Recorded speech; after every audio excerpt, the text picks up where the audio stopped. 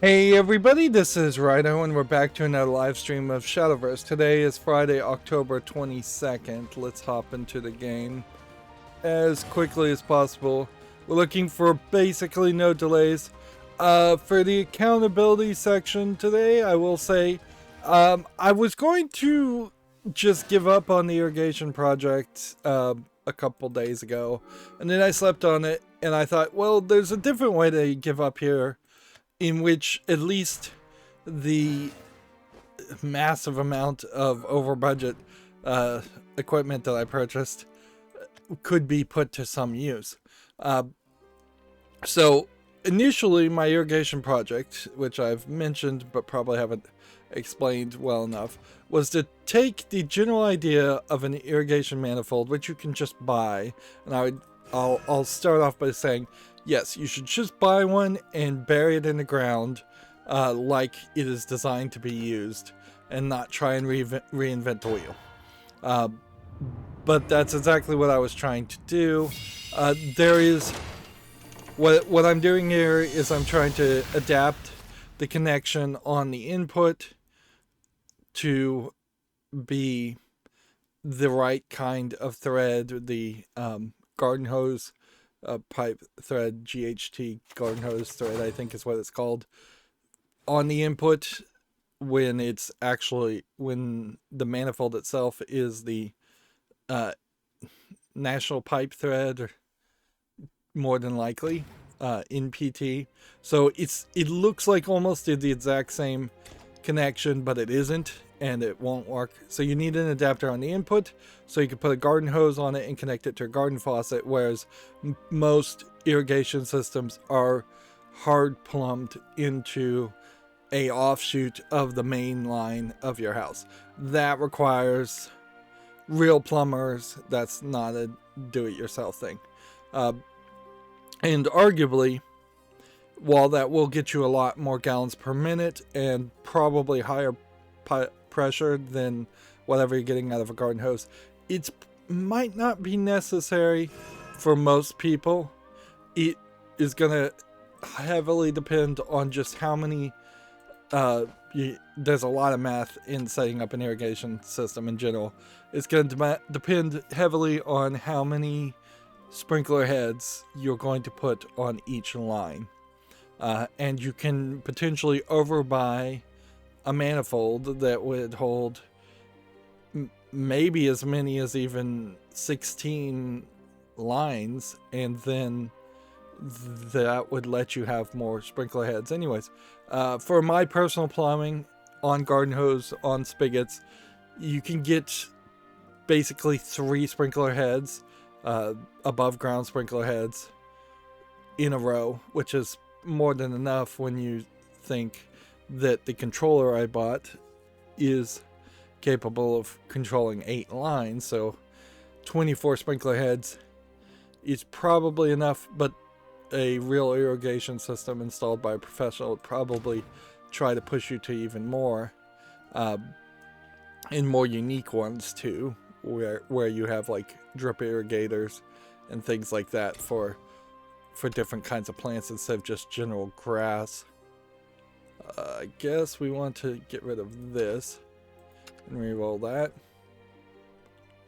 So if we can get one swordcraft unranked, then we can just play whatever we want today.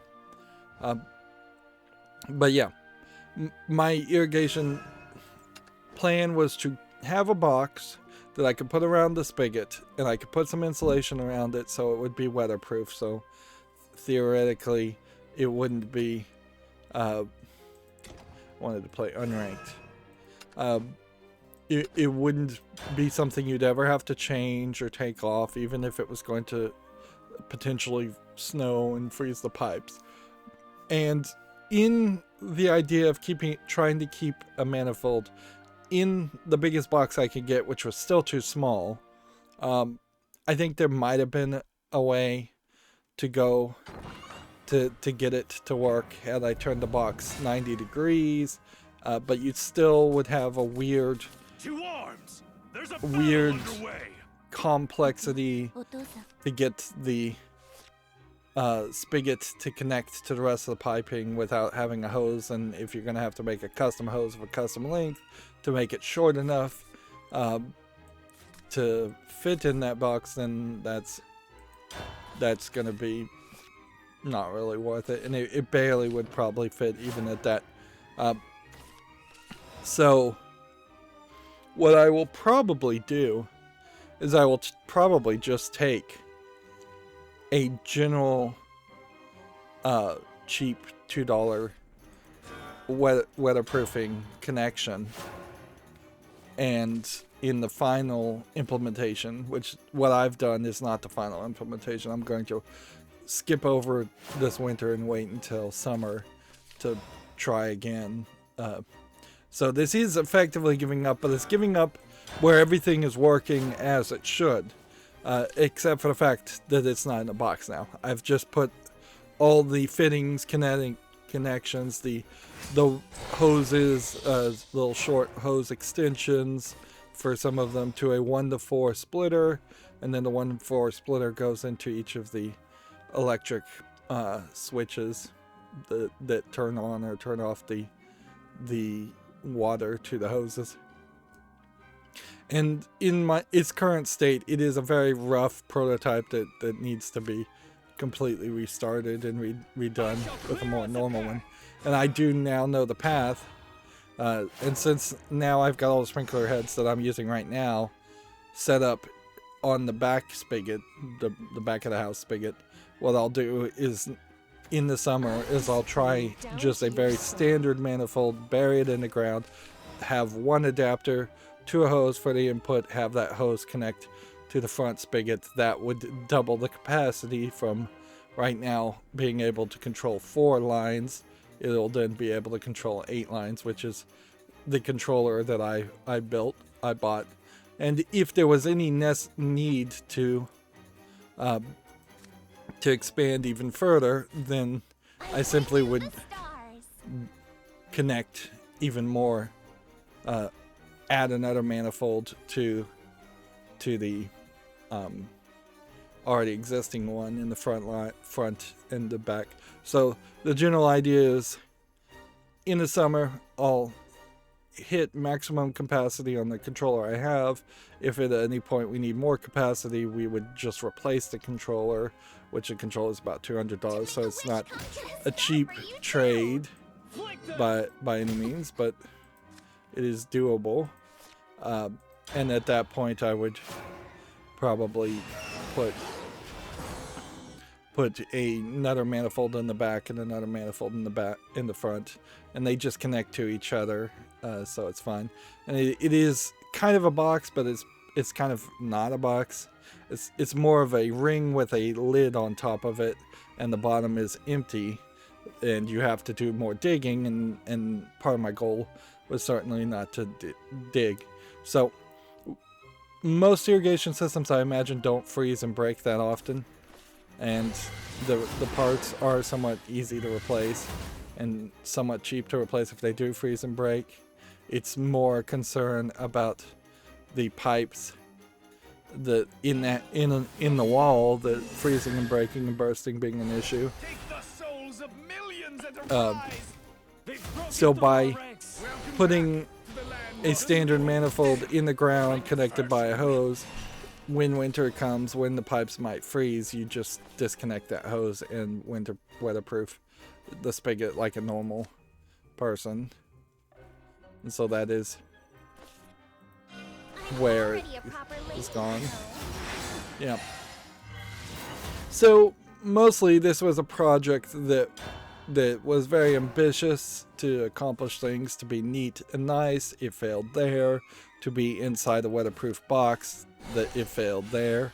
Theoretically, I could double down on trying to create a weatherproof box to put the spigot in, but it's not worth it. It really isn't. There are plumbing solutions to try to avoid things from freezing if the pipe can be set back really, really far as a faucet and a spigot. But for my house, that would require massive plumbing and rework, and it's not viable to do.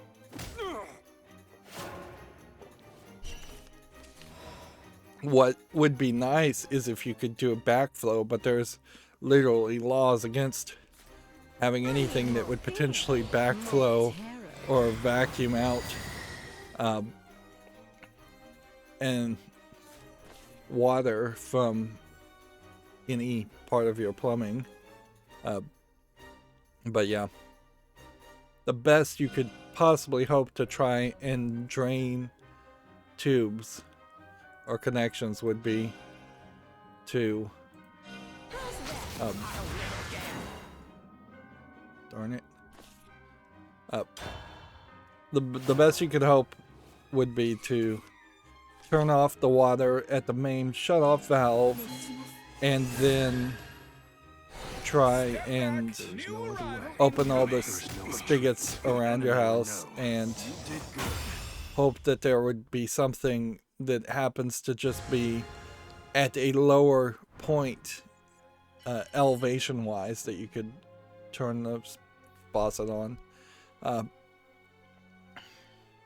But yeah, that would almost have to be like a refrigerator tap, and then you're adding air to the line, and air to the line is probably incredibly dangerous. Come to think of it, you might get Legionnaire's disease or something if you did that. Come to think of it, yeah. So that's probably a dumb idea too. Yeah.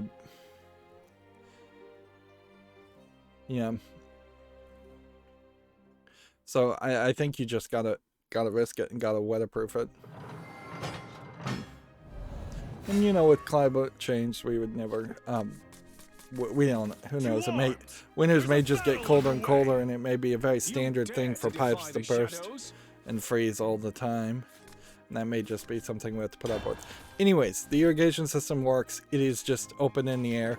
That means the wiring, which was always like designed to be kind of open in the air, and you have to use these special gel caps, wire nuts, to connect the 24 volt, I think it is, wires to the controllers. It's just kind of hanging in the air too. And right next to water, but it's designed to be there. And so I do potentially foresee that a wire may come loose at some point, and it probably wouldn't hurt me to take some electric tape and just tape the caps, which is pretty standard thing to do. I wouldn't be surprised if the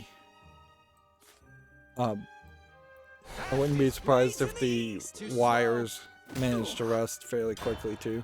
So I'm really just putting everything in the air and almost doing a secondary experiment on just how long will this last in the direct sunlight, in the open air, which is slightly different, but not that different from burying it in the ground. I was stupidly buying components individually and mixing and matching, whereas had I just bought the whole set of the manifold pre-built, there would have been a lot more fittings that were specifically designed to connect with each other. And I won't say that my manifold is completely drip free, but it's not dripping enough for me to care at this point. I've wasted so much time on it, and as a project, this was a project that was supposed to be done. I bought it on Amazon Prime Day, and ideally it would have been done very close to that point. But I am done with it now. It is working. I've got a lot of adapters, so it is an irrigation system coming from a spigot where it's not designed to, it's not supposed to come from a spigot, actually going out to garden hoses where it's not designed to really go out to garden hoses. So there's actually probably about 8 adapters and connectors. No, I'd say it's 10, 11. Yeah, there's about 11 extra points where a connection could leak extra in what I built compared to what you ideally would have wanted. if you just bought the manifold. Well, the manifold might have the same number of connections. These are, my connections are things not really designed to work together, not made by the same manufacturers to the same specifics as far as the pipe threading and whether it actually in the real world will connect. And I ran into a lot of things that wanted to leak and not connect. I also learned that if you're having something leak and it looks like it's really, really tight on the connection, you probably at some point dropped the cheap plastic washer out. There's a couple places where I think maybe another cheap plastic washer might be called for, where you would just double up on washers, which is probably not a big problem with that, but I would probably be cautious there. Loyalty is ironclad. March on. To not, if you're adding even two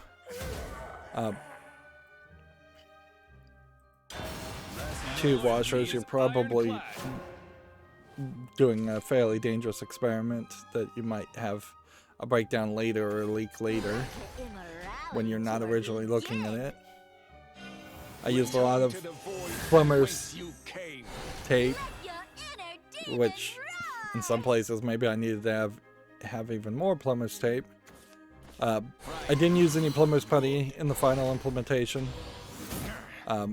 which I'm happy with that.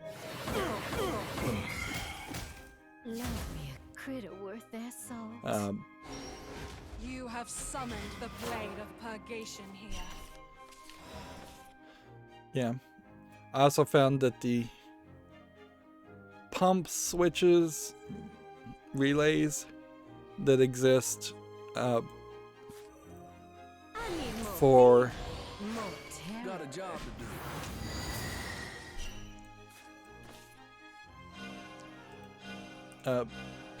for the irrigation system, if you take the tops off of them, it's very easy to accidentally mess that up.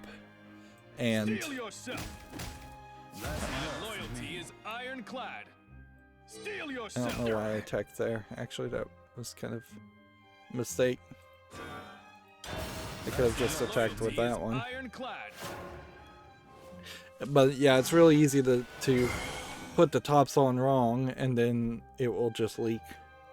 Because it has a weird kind of double vacuum system with a little white piece of plastic. And if you take the top off of them, which you're probably not supposed to ever take the top off of them, but I was doing that as part of trying to get it to work.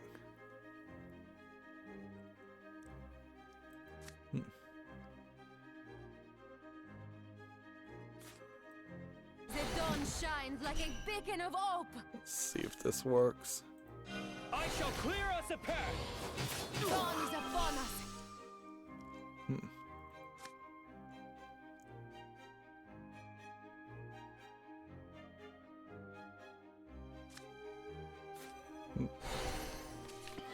But yeah, I am now done with the irrigation system as far as I'm concerned, at least for now. My fence gate has been falling over, so I'm immediately, like, I've been ignoring working on that project for a while, so I'm going to have to fix that. I don't think that's going to take too long. The hardest part about that I foresee is that I'm just going to need to take an extension cord and a drill out there to drill holes and add a wheel to the fence gate to try and hold it up more and sag. And I'm going to have to reinstall a new latch because the latch is broken.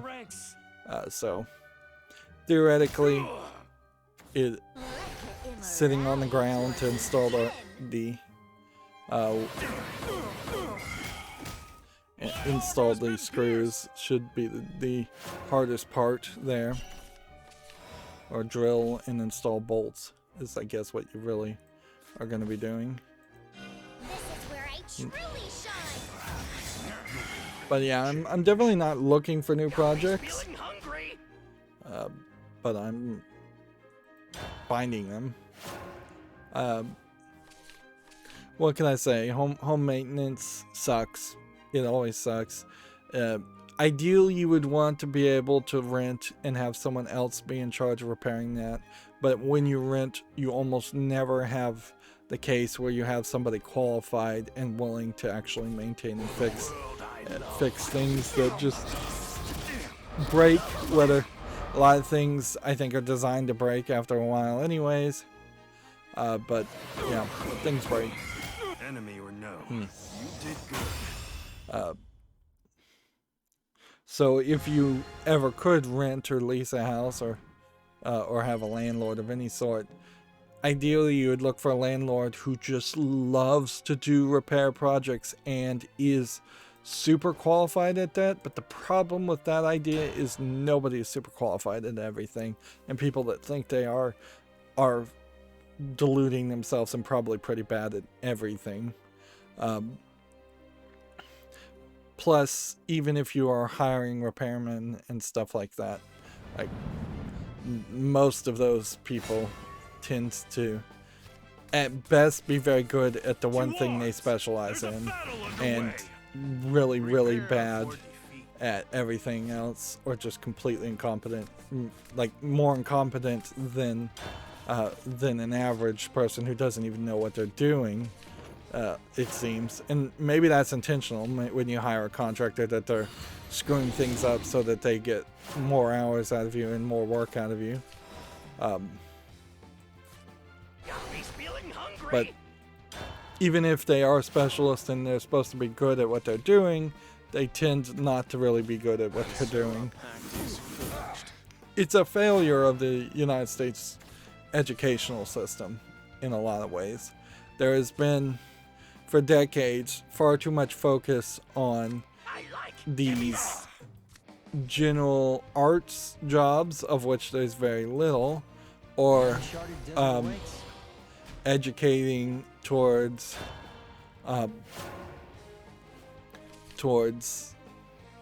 tech jobs, of which there are very little. As somebody who was definitely pushed and allowed to go heavily down the tech jobs, like, there was always a choice there, as far as you had only so many slots in high school as far as vocational classes you could take. And so if you were going to go and do auto mechanics and take a class like that, you did not really have time to take programming, which ironically a lot of auto mechanics now probably doing a little bit of programming and they don't like it. Plus, auto mechanics and woodworking classes tended to not really try and educate people to do things towards any real standards, because there was barely any standards, particularly in like electricians and plumbings. And I took electronics. Like, I'm probably fine to rewire a house from scratch, but I was definitely not educated towards any kind of code compliance or anything close to a standard as far as what you were supposed to do or how you were supposed to do things. I was taught electronics from the perspective of fixing TVs, which nobody would fix a TV these days. Those classes were not forward-looking at all.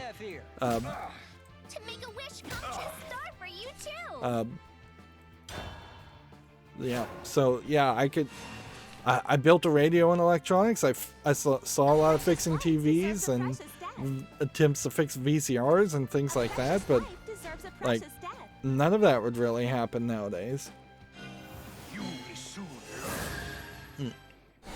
And even when I was in school, the idea that of the 30 students being taught in the one electronics class I was in, and there was probably 3 or 4 electronics classes being taught in total, like, I wouldn't be surprised if it was close to 150 people that were taught electronics, and that in the area I was going to school, there was one electrician repairman shop, and it was barely still in business, and definitely on the verge of going out of business.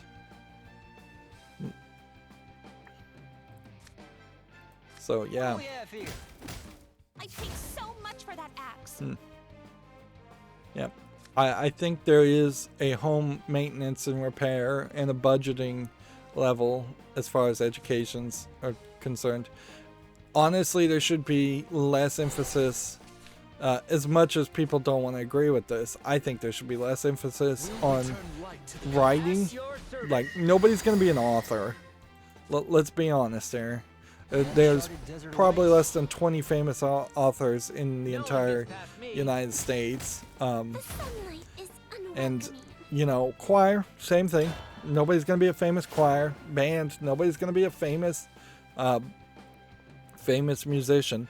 The only reason, like, choir and band in particular, and marching band, definitely only exists because in the United States there's an obsession with sports. If there was no football team that the marching band was being using, there would be no marching band in schools ever. In the real world, outside of sports, you maybe get a marching band at a parade on Thanksgiving, and that's probably 4 or 5 marching bands that easily could be eliminated and removed from society. Alright, well, hold this one, and hold this one, I guess. Don't forget to snag some merch. And then we attack that one. Loyalty is ironclad. One step closer to victory. Harder armor. Steel yourself. I paid so much for that axe. Loyalty is ironclad. But yeah, I've had to, over the years of being in a home and being the person in charge of trying to fix and maintain things, learn quite a lot, and mostly the process of learning has been through spending a lot of money, and sometimes I do try projects that are fun little jerry rigs of the right way to do it, but at the end of the day, it more than usually is worth, costs less money, less time, and less frustration to simply hire somebody or do it the right way. Just because creating things from scratch and getting things to work is such a nightmare.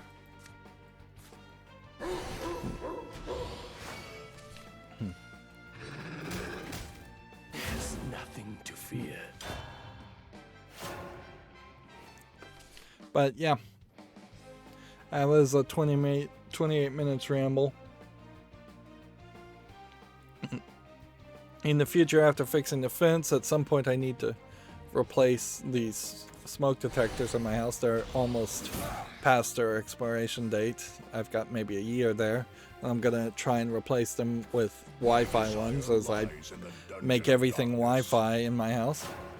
I don't know if I mentioned it, but by installing a new ISP, I did convince them to move my Wi-Fi router inside the house and out of the garage, which that is definitely appreciated, just to not have it gathering dust.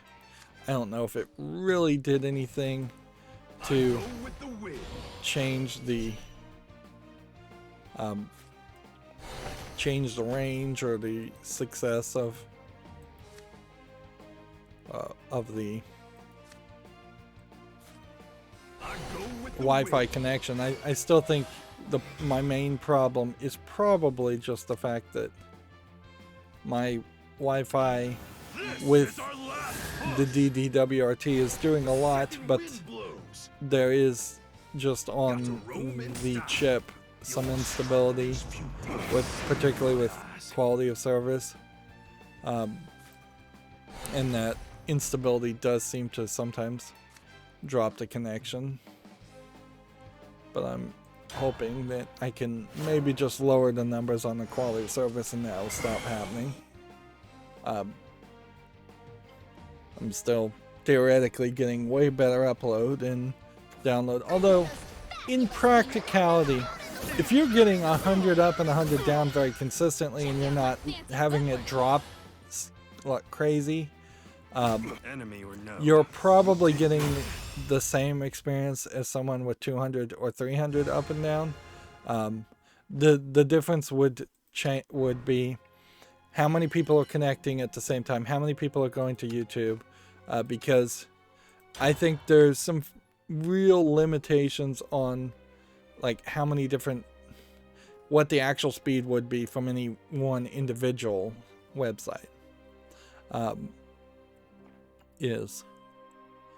So unless you have 10, 20 people all connecting at the same time, I don't think there's that big of a difference. And it's very easy for my new ISP to, with their new fiber internet, have very high speeds to start off with as they're trying to get new people on there. But as it's it would seem like it's a dedicated service line, but it really isn't. It's a shared line with as many as like 30 people in your neighborhood. So as more people in your neighborhood get it and start using it, it is just going to degrade as things continue to happen. And that's typical for any internet service provider, short of a dedicated service line where it shouldn't degrade, but even that will degrade over the years in speed because of just the fact that the back-end connections are always degraded. You cannot get past the point that, as far as I know, there is no router or switch in the professional tier of equipment. So these would be routers and switches that are easily $800 to potentially $10,000, $20,000. As far as I know, there is no connection point there that has a non-shared trunk line. So each of the ports would potentially have 10 gigabytes, I would say, or maybe even 100 gigabytes fiber coming in and out. But when those back-end routers have to connect to another client's routers, when AT&T has to connect to Verizon, for instance, the trunk lines, as they're called, which are supposed to be bigger and thicker, aren't that bigger and thicker. If there was 100 ports at 100 gigabytes, there isn't a 10,000 gigabyte trunk line by any means there. So there's always a level in which things are shared. The internet, as it is built, could never have a dedicated service line from one point to another. At certain points, that is just a local area network where, with a very, very long run. And I think there have been some cases of like colleges and such that have just installed their own private fiber between point A and point B. But for an individual just getting the connection to the internet, you'd never get that. You'd never have that. And the push to Wi-Fi and wireless, I think more and more is going to try to eliminate wires, which are the expensive part, and we may have a point in which speed just starts to really top off. And that's kind of fine, because you don't, while everybody wants more speed, you don't always really need speed, as much speed as people would want. But yeah, I think the thing you would do to fix the internet, and I really am just rambling at this point, would be much more to start a whole new internet 2.0, and make people make new websites, which most people probably would never do, and just drop backward compatibility.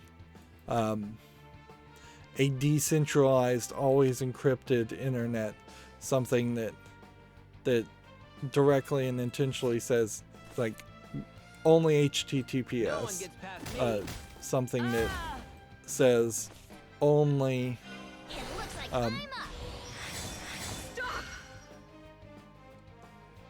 Too slow. A fitting end. only peer-to-peer, like onion router style connections. I like right, snap back down. Did I not pray hard enough? Let's speed things up.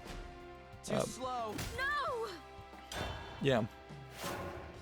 A real tightening of domain names, getting rid of the .com concept in general. Not there. You were done for. Awaken, for the end is near. Yeah, and there are like .onion sites in Tor, but I don't know what you would do to convince people to really use that, to use like the Onion Router browser or Tor in some other form or fashion. But I generally you would want to kind of get rid of a anything, and everything would just be like type Amazon.com.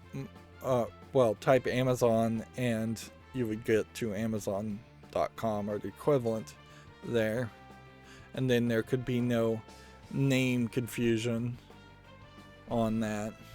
Are you worth your Or weight in trickery. gold? Damn, I lowballed you. Too slow. A fitting Although end. there's still plenty of room for other kinds of trickery and shenanigans as far as making one URL look like another URL, and I'm not sure how you could really avoid that. Questioning God's design is meaningless. The whole domain name system probably would need a rethink. Heaven nor earth shall be your refuge. It probably wouldn't be a bad idea if a browser established a circle of trust as far as URLs, and that circle of trust expanded with every link you clicked on. So instead of particularly having a domain name in the a link that you click on, so instead of going to www.amazon.com on the link, there was an actual IP address there, or something like an IP address, and when you click on that first time, that is when you get the domain and the circle of trust around that. And then when you type in Amazon, it would always take you to Amazon. And if you wanted to go to some place that you've never been before, you establish with a top level search engine, which is fine. So you'd have to go to something like DuckDuckGo or Google or something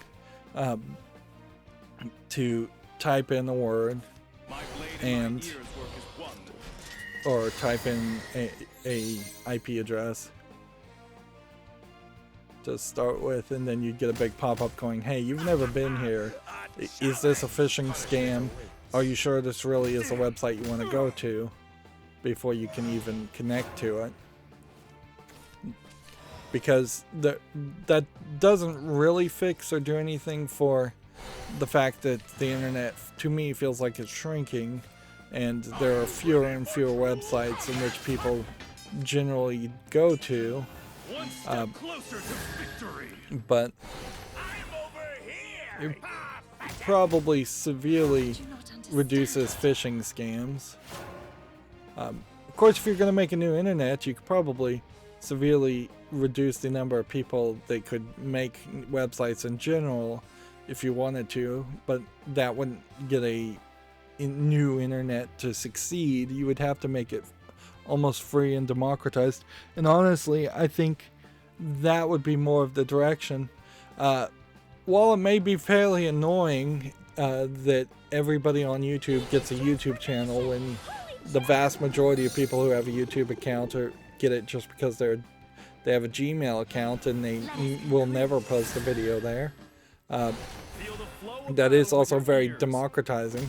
What's not democratizing there is that having a basic YouTube channel that can't monetize doesn't really mean anything for most people. Wow, I'm gonna win here. What? I thought coordination can't be targeted by enemy effects. I thought the coordination was that it could avoid things with ward and just attack. Alright, well. Did I not pray hard enough? I'm still gonna lose, I guess. That's more than enough rambling for a Friday. Let's cover the video game news and be done with it. A challenge! My blade and my ears work as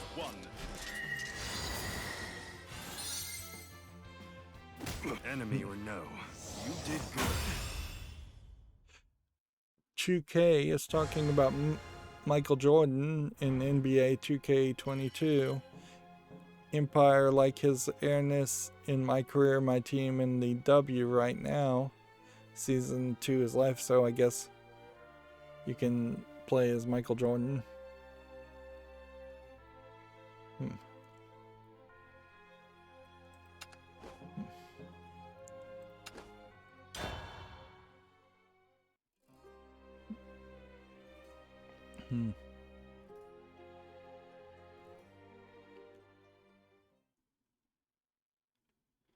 Gearbox official replying to retweeting somebody that they donated $100 to. There's a battle underway. Killer This one's for my family. AI11ER6 on Twitter, which makes Borderlands and Wonderlands content. So did Gearbox official just like donate $100 to a streamer and then retweet themselves? That's weird. Kind of ridiculous. Like, it's probably bad for Gearbox to be donating to anybody because you're definitely picking winners and losers there, giving money to streamers. And they already do that, but they usually don't do it by giving actual money. They usually give like free games or promotion, things that are arguably worth more than $100.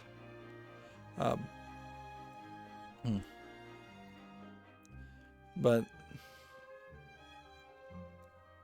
now you've potentially pissed off streamers who aren't getting that money, and you've potentially pissed off Borderlands Gearbox fans that wants to people that would want to have a slightly better game. Like, Borderlands 3 wasn't a perfect game, and while $100 may have not changed much, if it fixed even one bug, if it paid for one more QA tester to find a bug and one more programmer to fix one bug, then it probably would have been better used. Moving on, Gamatsu says Fantasy Life Online is coming to the West. I guess it's a App Store, Google Play, Japanese game. It doesn't look like much just in this image, but we'll see when it comes out if it somehow is the first I guess the potential first mobile game that people would be interested in, or that I feel like deserves being talked about. It almost certainly wouldn't be. GameDeveloper.com, CD Projekt has bought the Flame and the Flood developer Molasses Flood. The studio will create a new project based on the existing CD Projekt franchises. So either, I mean, it almost certainly has to be that they're making some kind of simplistic, knowing what the Flame and the Flood is. It's got to be kind of in the Witcher universe, some kind of simplistic thing, to not something you really wouldn't expect to see much from.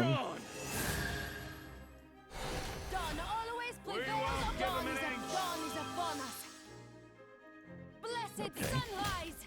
That's No one gets past me. a bit of a compromise play, but whatever.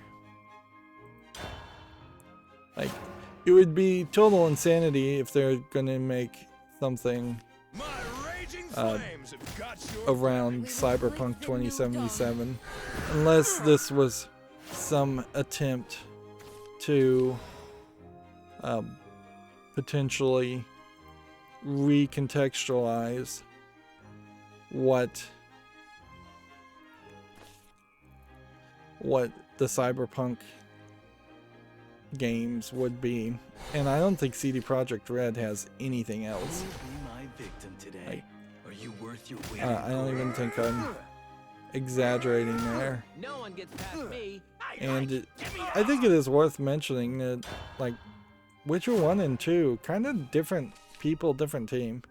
Here's what the Flame and the Flood looks like on Steam. It is kind of a top-down, they're calling it an action roguelike. I thought it was more of a survival experience.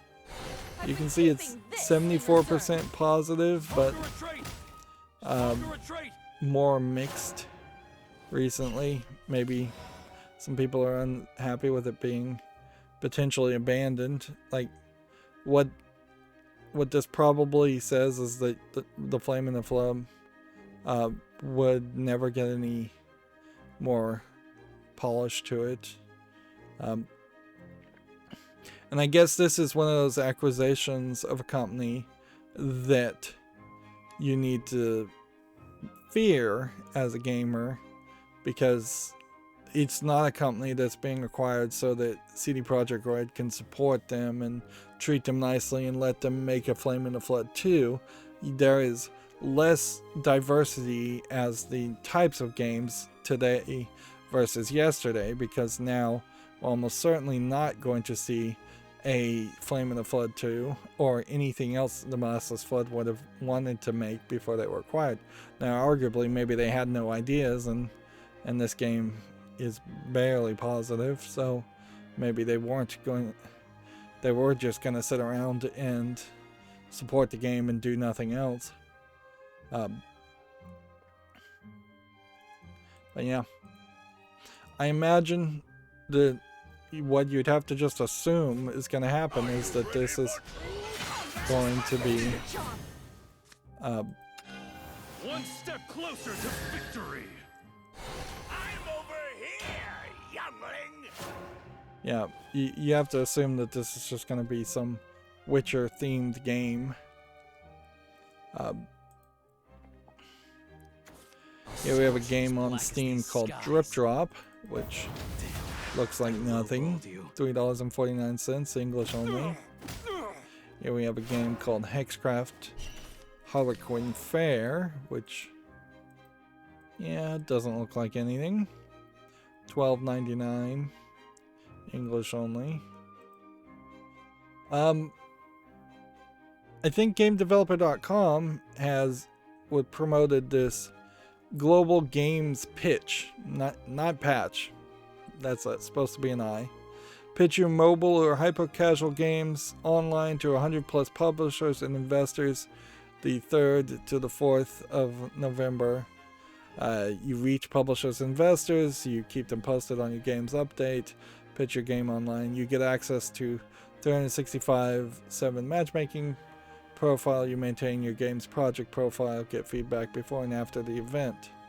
This is where the general idea, and you have to pay for the, I think, ability to pitch a game, and says $0 for a limited number if there's one team member, but if you wanted to get two, then you're paying $40, and if you wanted to get two people it's $79 if you want the Pass Pro.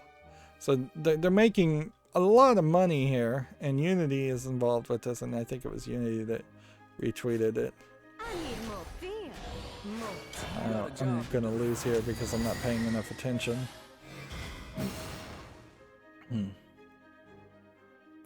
But yeah, this AWS, Amazon Be long now. is also sponsoring it. And then Enemy you have a long list here of people, but let's go through the list and see who do you really recognize. Sega barely makes any games. The App Store is not going to publish your game, actually. Microids is recognizable. Quantic Dream, I don't know if Quantic Dream has ever taken a games pitch before, though, so keep that in mind too. A lot of names here that are completely unrecognizable. P-Cube, I know they're a publisher, so they might. T17 wants to be a publisher, so they might. Tencent, probably more than willing to do that. Perfect World, I'm not sure if the Perfect World has actually published anything, though, if anybody are taking a pitch.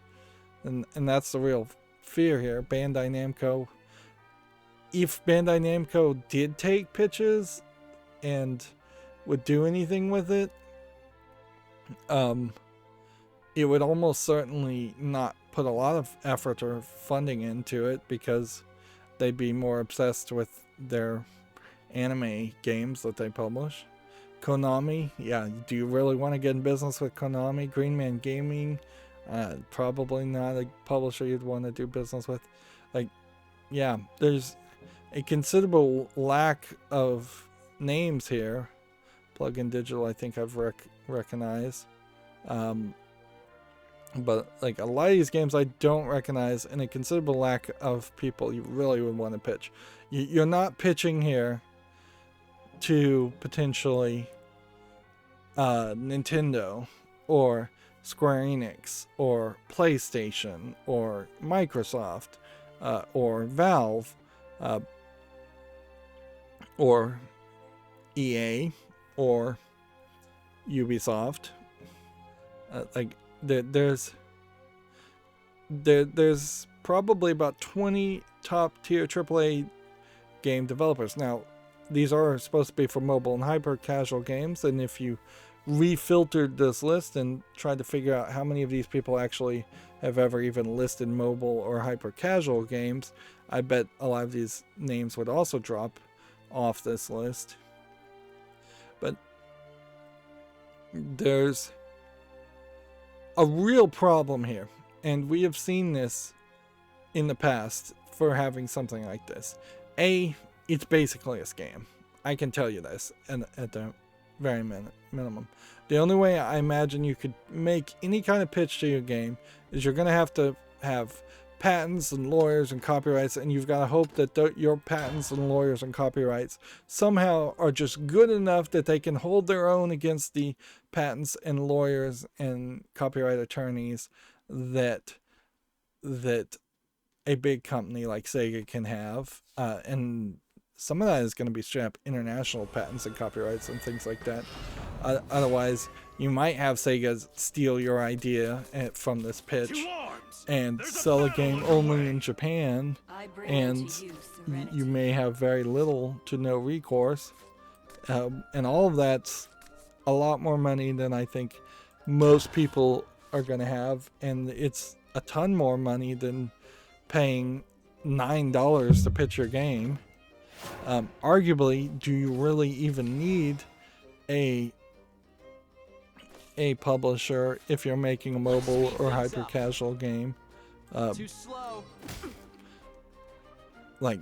And do you have such terrible connections because this is your first game that you can't privately pitch these and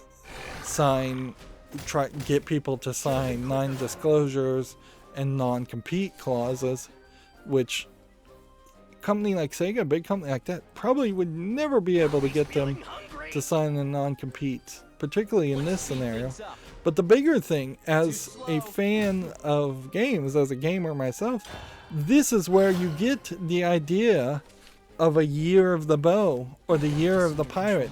It's where you get 2-3 games all released at the same time, is because somebody somewhere has pitched the same idea to, what was it, 190 different people?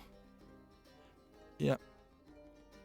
I think that's what it says down here, is that you pitching your game to 190 plus development teams. Which those are development teams, I guess, probably less publishers. 30 plus investors and publishers is the number. That's a smaller number. But yeah, you put that idea in someone's head and maybe they totally forget about your pitch, and then they come back with a very similar idea or even slightly similar idea, and they can just make it and release it faster than you can make and release your game, and they beat you to the punch. And it might not even be nefariously that they are actively, perniciously stealing your idea.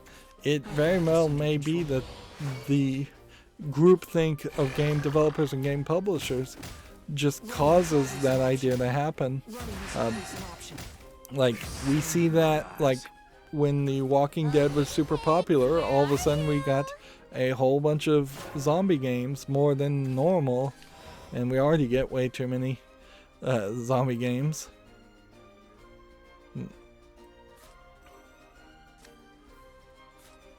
Fastest blades in the east. So yeah, I couldn't recommend anybody actually pitching a game around here. But in general, I just can't recommend this concept and this idea. Give me that. Particularly having an event and trying to reach out to as many people and charge people to pitch. It's like having a talent show. Like it isn't that too different from like America's Got Talent, where you're making this implication that you're going to make somebody famous and give them a really good publishing deal, and that there's going to be a whole bunch of success and a whole bunch of acceptances. But in reality, for every season, there's one, at most, on average, successful winner that gets like one CD contract, and then America's Got Talent's contract, I believe, says that anything you make after that point forever is theirs, and it's just in perpetuity. We're gonna benefit off of any success you have, but we're gonna really do nothing to actually ensure that you have success. It's just like the worst way. If you wanted to actually break into the music industry, you would probably best to just give up before you even start. But if you were going to completely insist on that, you would probably want to meet one-on-one with producers, and have contracts and lawyers and negotiate way better. When you have an event like this, there's zero negotiation on the other side, and that is the problem with contracts, particularly in the United States. And now I'm going on to a different rant, where it shouldn't really be legal for one person to be able to negotiate from such a weak position and a weak level of education or ability, and the other side can negotiate from such a strong position that all rights are given to one side versus the other. We see contracts like that all the time with giant businesses, cell phone companies. When you sign that contract to to have a cell phone contract. You're signing these arbitration clauses. You're signing ridiculous things that you would never ever agree to if you had any way of negotiating whatsoever. But the threat of potentially not having a cell phone or some way to receive phone calls is that you probably can't get a job. You probably can't do banking. You probably can't pay bills. There's so much tied to having a cell phone that has become often a default identifier of whether a person is actually that person, that you're kind of forced to do that. One step closer to victory. Fast is my only salvation.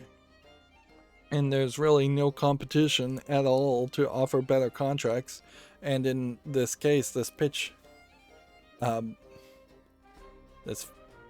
scheme, there's no competition at all to offer better contracts at all.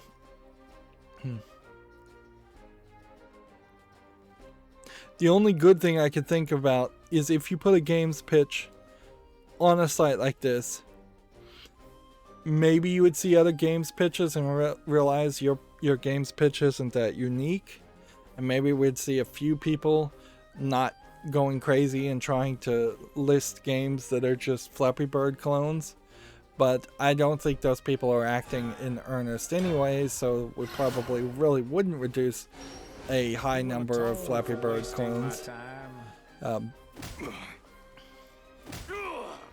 What you would want to do is, instead of charging people and having a one-time event, and this pitch submission deadline is like 3 days from now, and they're promoting it now. That's not a lot of time. What you would want to do is create something like LinkedIn, where it's free to make an account. It's free to put your games pitch on there. Publishers are on board, and they get like an RSS feed of all new games. You can check boxes if you want your game pitches only to go to certain companies versus others. That would be a better, more fair way to do this. So it was just like 24/7. There probably are some companies out there that would like to hear games pitches all the time. Should they be hearing games pitches all the time? Probably not. Is that going to create more groupthink and dilute people's own original creative ideas? Probably. But you definitely wouldn't put a timer on it. You definitely wouldn't charge money. Maybe you would charge a little bit to have an account just to weed out people. If you had to pay $100, say, to have an account to pitch your game, and that's a lifetime account as a games pitcher, that isn't terrible. That is Steam Direct prices, basically. Which, and it's important to remember here that this is people pitching games. This is not people proving that they can make games by any means. So maybe Activate. so you're really getting like the worst people to getting the hopes up of the worst people, like, because if you really believed in your game and you really thought it could be something, you wouldn't let the fact that you don't know how to program stop you. Like, you would either hire a programmer, and if you can't animate, you would hire an animator, and if you can't make sound effects, you'd hire a sound effect creator. Most of those things you can get from asset stores. Like, the idea of, I've got an idea but I'm too lazy to learn how to turn my idea into anything more than the most basic games pitch is kind of a self-admittance that you're not the getting it done motivated game director that any game needs. Um, I like. Give me that. yeah. Got me feeling hungry. And I would be real concerned that there's very young, like, kids that would try to make game pitches there. Or, like, it's not hard to read a programming book. It's not hard to learn how to program, at least at a certain level. It's not hard. If you're not bringing programming to the field and you're making a game pitch, what are you bringing? Are you just going to make full motion videos starring yourself? Are you a celebrity already? If not, you need not apply.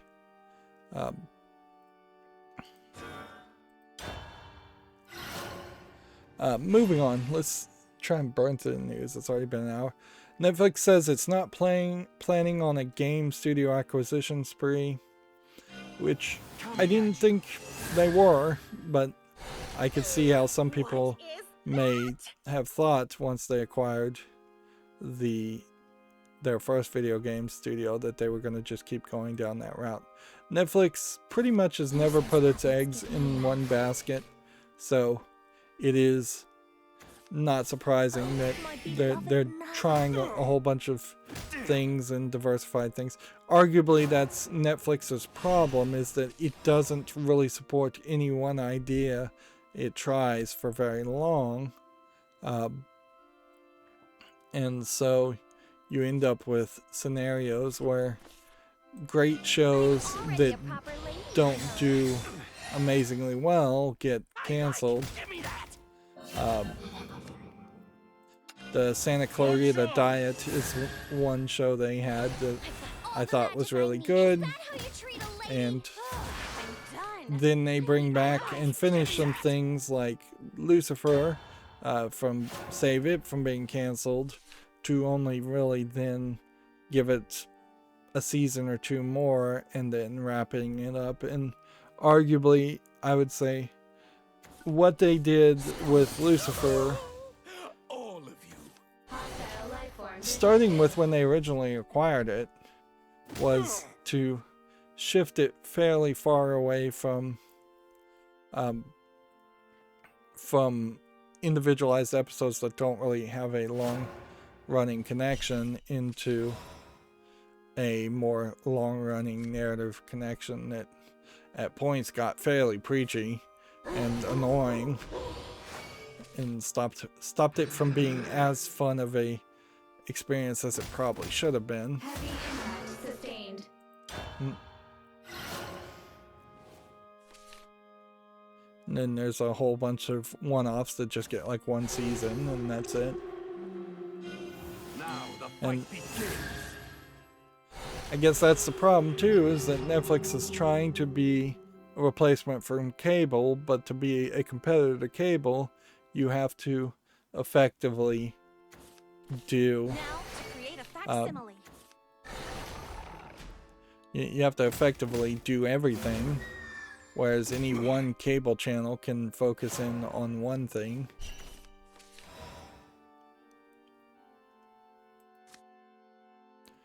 I would really like to see some backroom conversations as far as how the movie Nightbooks was made, and maybe more director's commentaries, and we just don't see that on Netflix.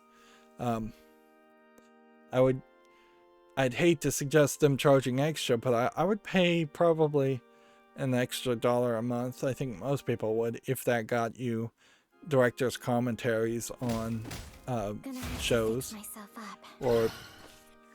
And honestly, they probably shouldn't even charge $1 extra, and they should just make that a thing, a value add that they release. I did have an idea. Here's a free pitch that I can throw out into the universe, since I'll never do anything with it. The man who plays Freddy Krueger, Robert Englund, I believe is his name, is of the actor. He's fairly old now. He's said he's not going to play Freddy Krueger anymore, which that does require a lot of like wearing a mask and makeup and stuff. So I could see that being very frustrating, and again, he's fairly old. But you know, the one-liners that are written for him as Freddy Krueger, the kind of insulting jokes, they're cheesy, certainly, but they aren't terrible. And that voice is very iconic. So why not bring him in either as a spin-off of Rift Tracks or just a competitor to Rift Tracks, watching other horror movies? Like, that way you get him. He doesn't really even have to comment on anything. It could be you could either license the Freddy Krueger name and do Freddy Krueger's commentary on, like, you can go with really bad horror movies, or you can go with like fairly good horror movies. You can mix and match there. Freddy Krueger, like watching Saw 1, and you hear Freddy Krueger's voice going, "Yeah, saw off your foot," and just having Freddy Krueger enjoy the suffering, the gore, the horrificness. I think that would be fairly funny to listen to, because normally you would expect people either to not comment on the gore or the violence, or downplay it, or cringe away from it, but to fully embrace it, to just say, yes, this is exactly what a character like Freddy Krueger would love to watch. I think that would be interesting. Now, is that really stealing the Elvira thing? Sorta, but I don't think Elvira actually does commentary on the movie as it's playing. You could certainly spin it out and have Elvira and other characters. It doesn't work so well with like a Jason Voorhees who doesn't talk. Although you could probably have a Jason Voorhees sound effect of just grunting, grunts from Friday the 13th movies playing in the commentary, and so maybe you expand it out and it's Freddy Krueger, Robert Englund actually making new content with some sound effects from other people. And honestly, you don't even need Robert Englund, but you would almost want to have him for the sales, for the attention that would draw. Maybe not sales, but attention. You could easily, I think, have just a couple of kids doing a podcast playing sound effects and almost get the same idea as far as Rift Tracks. Is it over already?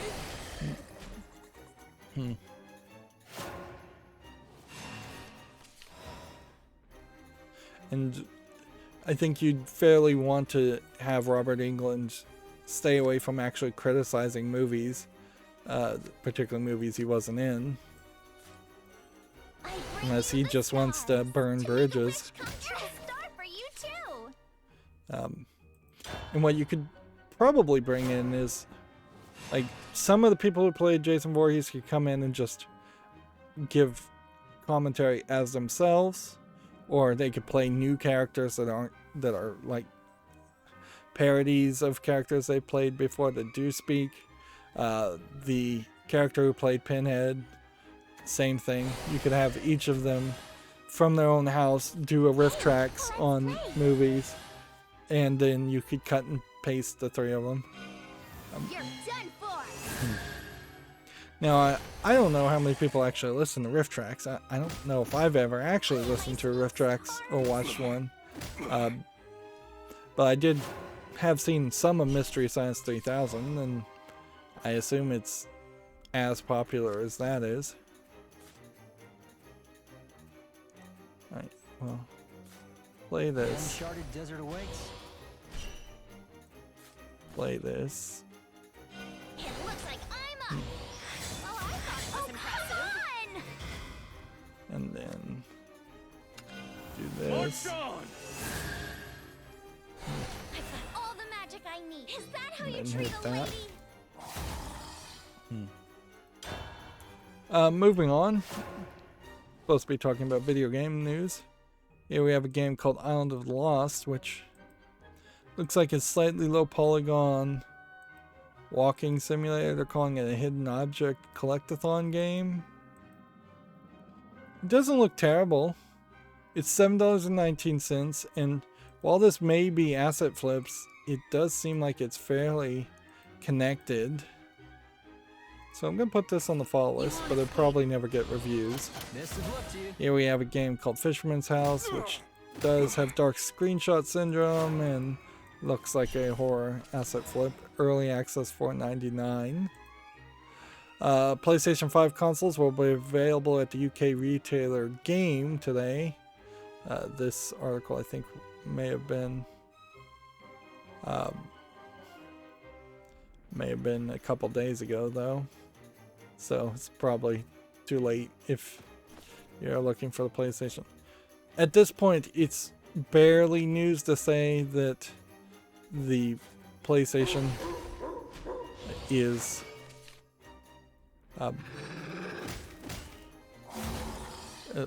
it's barely news to say the PlayStation 5 is available for sale. That they are getting some in stock off and Enemy on or no, in several places. Video Game Chronicle says a new Metroid Dread update fixes a progression bug and several other issues. I think what I want to do here, and doing this early in the stream might work a little bit better, is let's just powerhouse through some news. Start this and just really ignore the game and hope they get frustrated and disconnect. Metroid has sold fairly well. I'm not sure I've seen the sales number lately, though, for Metroid Dread in Japan. And that's what I want to keep an eye out for, is because if Metroid actually sells fairly well in Japan, which I don't think it is going to, but if it did, then Nintendo would have to take a lot more attention towards the Metroid series, which has always historically been kind of a failure of a series in Japan, and that's why we see less concern or interest around it as far as Nintendo is concerned. I don't know what these little disconnects happen. This happens with Shadowverse on my network, and then this happens with the mobile cell phone game, which I'm playing, Destiny Child, which, yeah, they're onto a new expansion as far as Destiny Child. It happens in Destiny Child a lot, and I just think in general their servers are bad. I also have the uncensored or less censored tap version installed using a Asian Play Store tap, so I wouldn't be surprised if it is trying to connect to Asian servers, and that could be the delay. Could also be trying to load in ads, and I have it set up to ad block most ads on the internet, my router in general. So yeah, I can't imagine the experience people are having if they don't have ad blockers installed. Like, it must just be absolutely awful playing any game on a mobile phone or doing any app or anything on a mobile phone without ad blockers installed. It just pop up ads all over the place. And I doubt any of those ads are actually making money. How about a prank? Moving on, Rydo Republic has launched a free 4-hour trial, if you're interested. This is from Ubisoft, I guess. I haven't checked it yet, but apparently one of my live streams did get another content ID claim, so arguably the attempt to stop that from happening is not extreme enough, and it's already fairly extreme. Of course, my channel would have to be monetized before I'd really concern myself with that too much. There there are a couple of YouTubers I've noticed that have kind of stopped making content, and then they realized, oh, my channel is about to fall out of monetization. I need to get more views and more watch time. I also, a YouTuber created a spin-off channel, and then they're trying to make a clip channel, but they want to monetize it, so their very first thing is to put on a 2-hour live stream to get people to get the watch time and subscribers up so they can monetize it, and that feels fairly sleazy, and I don't know how many people really want to support that venture, even if you support the creator, to say, hey, like, I'm gonna make this channel, but I'm only gonna make this clips channel if it makes me money, and so you've got to subscribe to this other channel and watch this special video that is completely different from all the other videos that will ever be on here, because it's going to be super long, where the clips are going to be short. Too slow. That just seems like you are asking a lot of your audience at that point.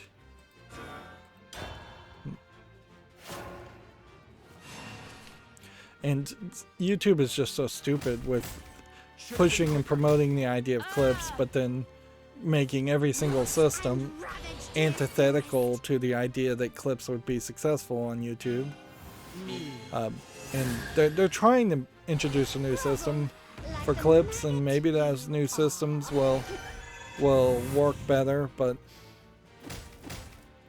I don't know if they really will or not. Like, clearly the logical thing would be to have clips be part of a main channel, but not something that would hurt the recommendation of new footage because they're too short and they have low watch time or low views. Clearly that they need to just fix their algorithm to say, alright, this series of videos goes in one series and it should be evaluated that way, and this series of videos goes in another series and that's evaluated a different way. Speaking of series, I think, I can't confirm it, but it seems to me like YouTube's probably abandoned the idea of seasons and episode numbers, or at least they've never rolled it out for everybody to use. Community tab still is not something I have access to, so as far as I can tell. They heavily pushed towards the idea of the community tab and then did nothing with it for smaller people who could actually interact with the community more. Loyalty is ironclad. Right. March on. Harder armor. Steel yourself. And in a lot of ways, the community tab idea for YouTube is just yet another attempt to make a social media site, which, if Google was smart, they would make a new social media site and they would say, hey, this is the competition against Facebook, once again, as people are mad at Facebook, and we're really going to support it this time, and we're giving like a 10-year plus guarantee, lifetime guarantee. We're never going to take down this site. We're never going to abandon this project. It should just be a lifetime guarantee.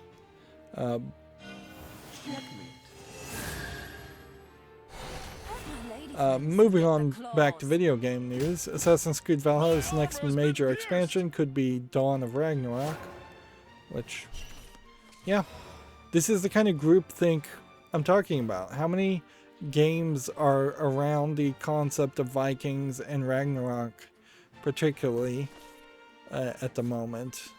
It's a very high number. And the only reason why that number is that high is because the Vikings TV show was popular 4 or 5 years ago, and now it's no longer popular, so it just feels awkward to have so many of the same thing. moving on, Video Games Chronicle says Activision asked Suda51 to make a Deadpool game over a decade ago. There was a Deadpool game about a decade ago, which is interesting, certainly, but obviously there's nothing to really say there. Suda51 kind of speaking out of turn talking about this. He says he would still love to make one with Marvel. I guess the implication there is that Activision would not be involved. Right. Do we want to attack here? Or do this? I think we want to do this. This town is good folk for breakfast. Hands up! Hands up! Better than in the cradle. That's how the catnip crumbles. Steal Attack yourself. there. Die, And cradle. there. Let's see. Video Game Chronicle says Apex Legends has revealed Season 11's New Island map. This is, I think, the 4th largest map that they've made. I don't know how many people are still playing Apex Legends or how many people ever were playing Apex Legends, though. So I'll leave it there. A patent PlayStation feature. PlayStation has patented a feature that would allow players to pay to kick others from the game.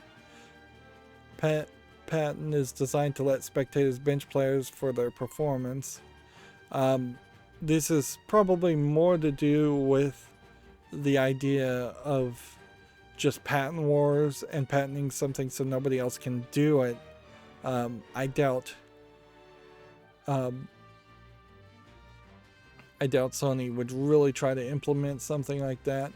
Seems like every time Video Games Chronicle talks about Sony these days, they're putting the same commercial up, and at a certain point, are they just getting paid under the table to play the same weird commercial? Which, I mean, it is weird.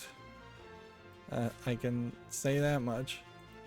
This is where I truly I didn't shine. really need to do that, but whatever. Steal yourself. Let's take that victory. I think most people would have hated that. Hate that if that got implemented. Destroy them. I can't imagine there being too many scenarios where swordcraft or bloodcraft. You know what? Let's try some bloodcraft. I haven't played bloodcraft in a while. Tournament ramp. Unranked.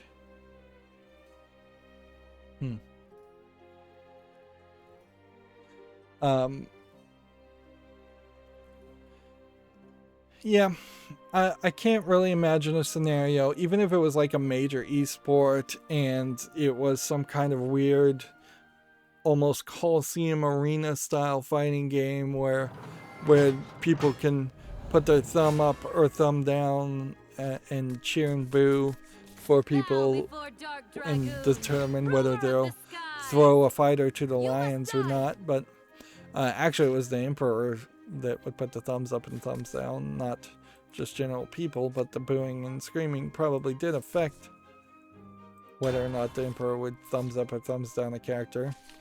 I could kind of see the thought process there, but in the actual implementation, I just don't see any way that gets implemented that people would be happy about that. You would just almost certainly have whales spending money just to troll like crazy. And the thing about asking for money that should happen, and I think often doesn't happen, is people should say, hey, before I ask for some amount of money, am I actually providing something that is worth this amount of money I'm offering? And the answer to that question a lot of times is no, you're not offering anything worth it.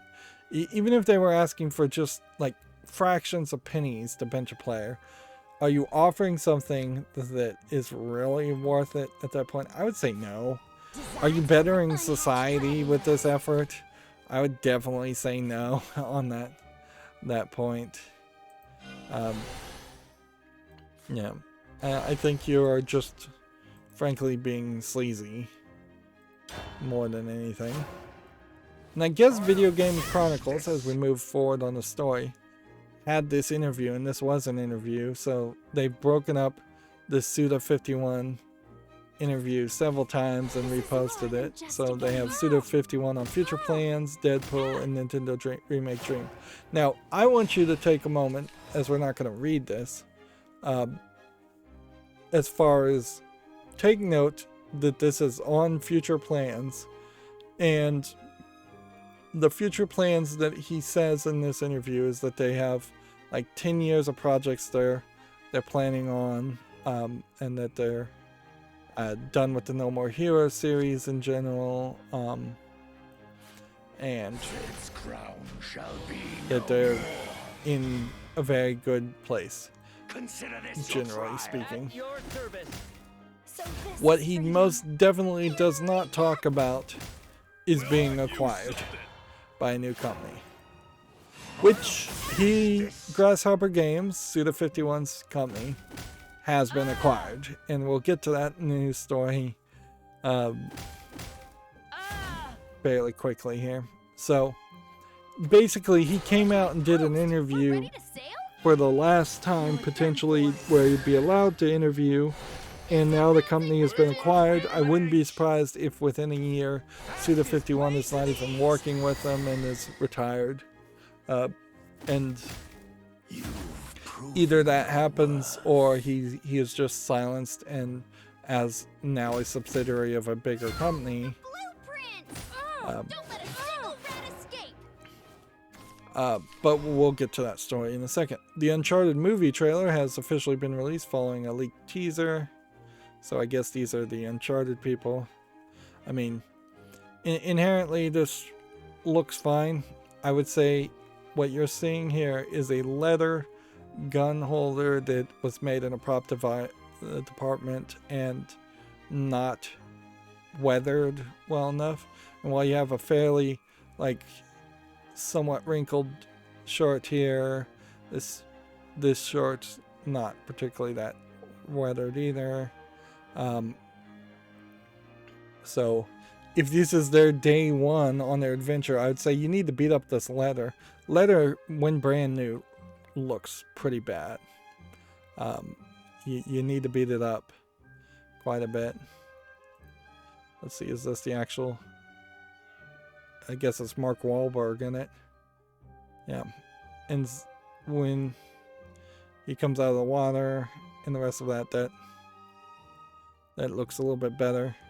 But I would say generally they all kind of feel like they have perfect makeup on and they're too clean, too well lit. It doesn't seem to me like Mark Wahlberg is playing Nathan Drake. So it seems like this younger actor is going to be the Nathan Drake character, and Mark Wahlberg is going to be the potential name and draw to establish this new kid actor, which that's what I want to see in movies, definitely, is that you have newer actors given a chance to really succeed and establish a movie, particularly in video game movies where expectations should be a little bit lower. Testing out a new action sequence. It would be really bad if Mark Wahlberg really is Nathan Drake and he's the connecting character. It would be really bad. And that's an interesting action scene, swinging from the lighting chandelier.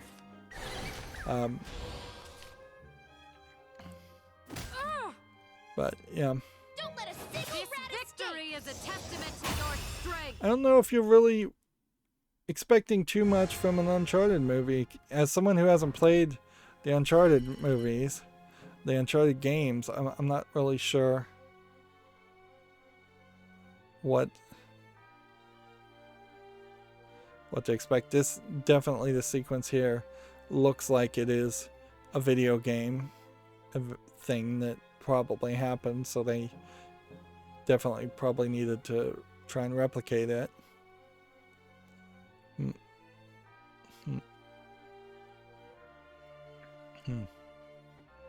Looks like there's going to be a lot of action.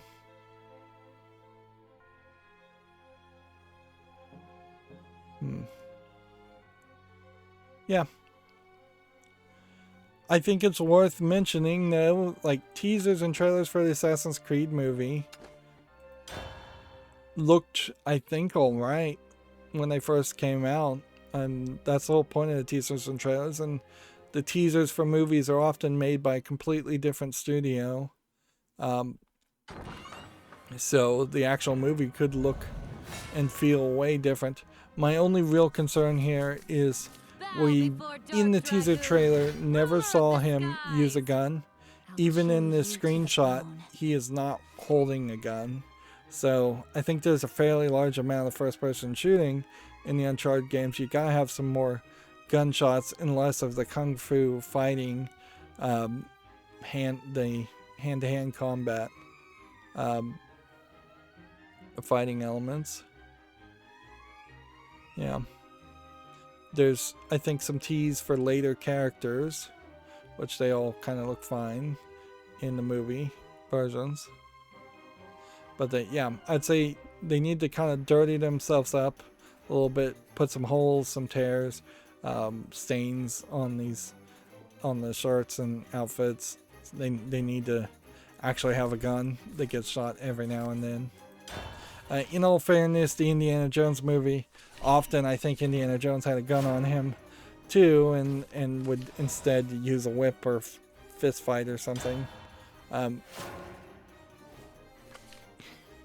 In a lot of ways, it makes a lot of sense to focus on an Uncharted series and not make Indiana Jones 5, and instead work on building enough time where it just logically would make a lot of sense to not include Harrison Ford as Indiana Jones and then reboot Indiana Jones. Like, now would be the time to pay a lot of money to Harrison Ford to have him endorse a reboot from a younger actor, remaking the movies for a modern generation. I don't think you want to go animated or CG with Indiana Jones, but you could probably have a spin-off cartoon that you could have Harrison Ford voice if he wants to voice it. I don't know if he even would want to do that, but yeah, moving to a new generation actor, and that's the best thing I see here, is that you've got a younger looking actor who can probably be signed onto a 4-movie deal or longer. My raging flames! Twig won't do a thing. Let's see. Next week's free Epic Games Store title has been released. Dark Complete Edition will be replaced with Among the Sleep, which games with names like Among the Sleep are at this point, getting a quote from Kotaku is a bad one. Yeah, I remember this game, but there's so many games that have weird names like this, like Among the Sleep, that it's hard to remember which one is which. Like, if you had told me Among the Sleep was one of the ones with a teddy bear walking around in a child's dreams, I would totally have believed you.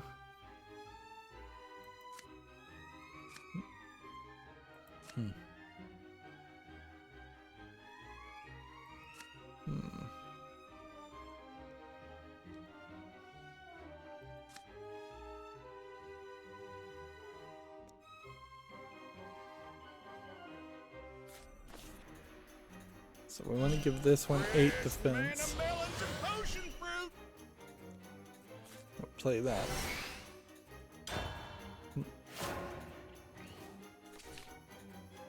Video Game Chronicles has an article here. Essential features are missing from the Battlefield 2042 beta are in the full game, says DICE. Which, yeah, you're not really doing a beta if at that point you're doing an alpha. Like, all the features should be available in some form or fashion. Maybe there could be hard limiters in the beta, but even at that doesn't really make sense. all the features should be in a beta. That's what beta means, is that you've gotten past the feature lock stage of an alpha and you're testing all the features. And that really just goes to show how dishonest and disingenuous most betas for video games actually are, is that they have nothing to do with actually testing for bugs or trying to improve anything. They might as well just call them first plays or early access or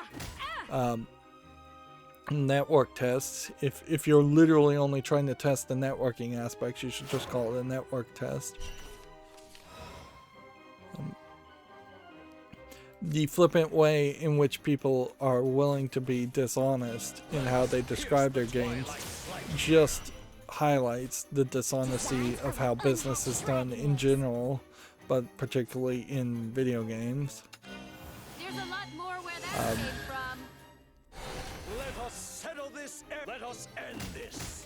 I have done the Video Game Chronicle says Xbox new system update includes 4K dashboard on the Series X and the night mode, which I assume the night mode, which it is for everybody, and Dolby Vision, I think, was something. It's fairly late to the party to introduce a night mode, but they now, having introduced that, have to commit to that in all future updates and all tweaks and changes, which probably isn't that hard, really. And 4K dashboard on the Series X makes sense. I don't know if the Series S can support 4K. I think it does, so Blueprints! that seems a little weird that wouldn't be supported on the Series S also. It makes sense that it might not be on other platforms. The hour of judgment has come. Alright, let's see. Deal 8 damage to all other followers. Okay. Get it. I'm done. I bestow upon Video you Game my Chronicles has an article here. Xbox is reportedly working on a cloud-native MMO. It's claimed the project is the debut game from the Finnish studio Mainframe. Alright, a cloud-based MMO. Wolves shall flee before me. I mean, that might work. The bigger part of that feels like it would be a stumbling block is My beloved making an MMO that will succeed and that's good, much more than the cloud-based element. I trust the cloud-based stuff. I don't trust the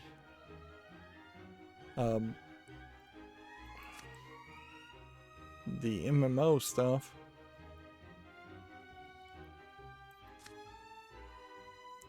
Alright, let's see. What should we do? Do this one, Ink is all it takes to be and consumed. then this one, The uncharted desert awaits. and then this one.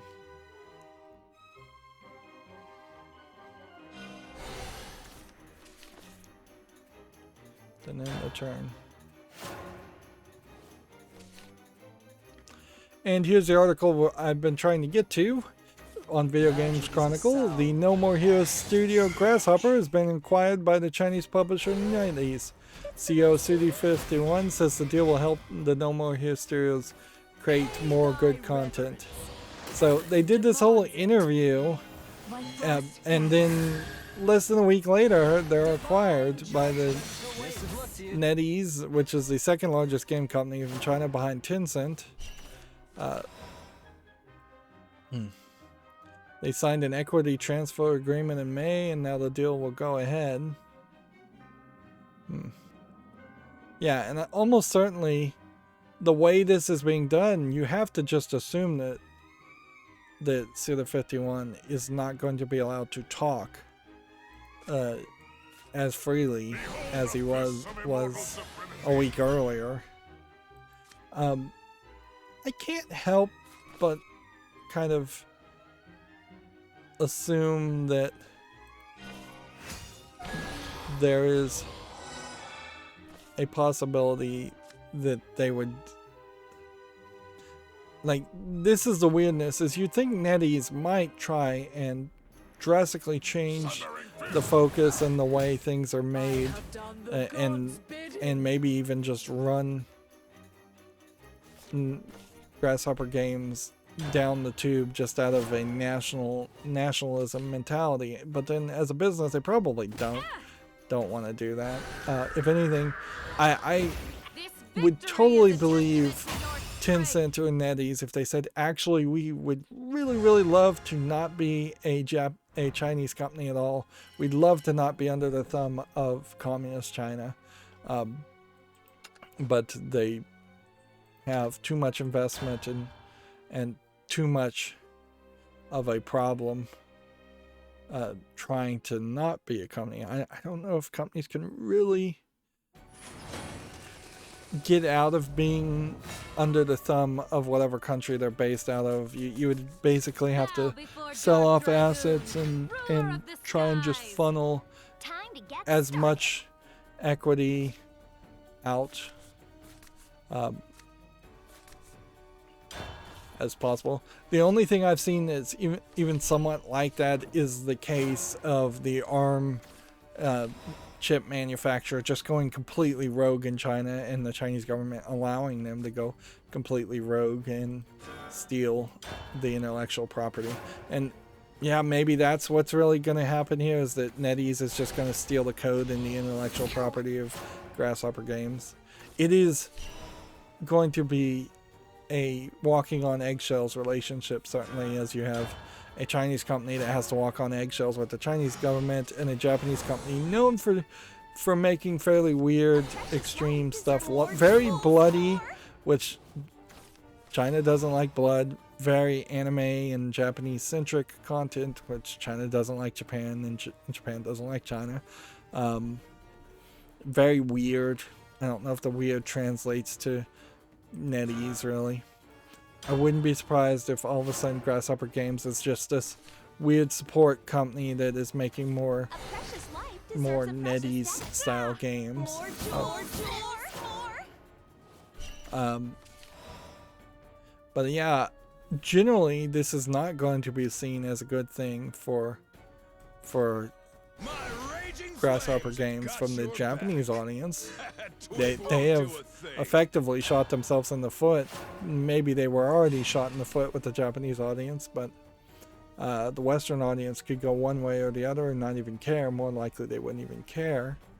But yeah, this is going to feel like a big betrayal.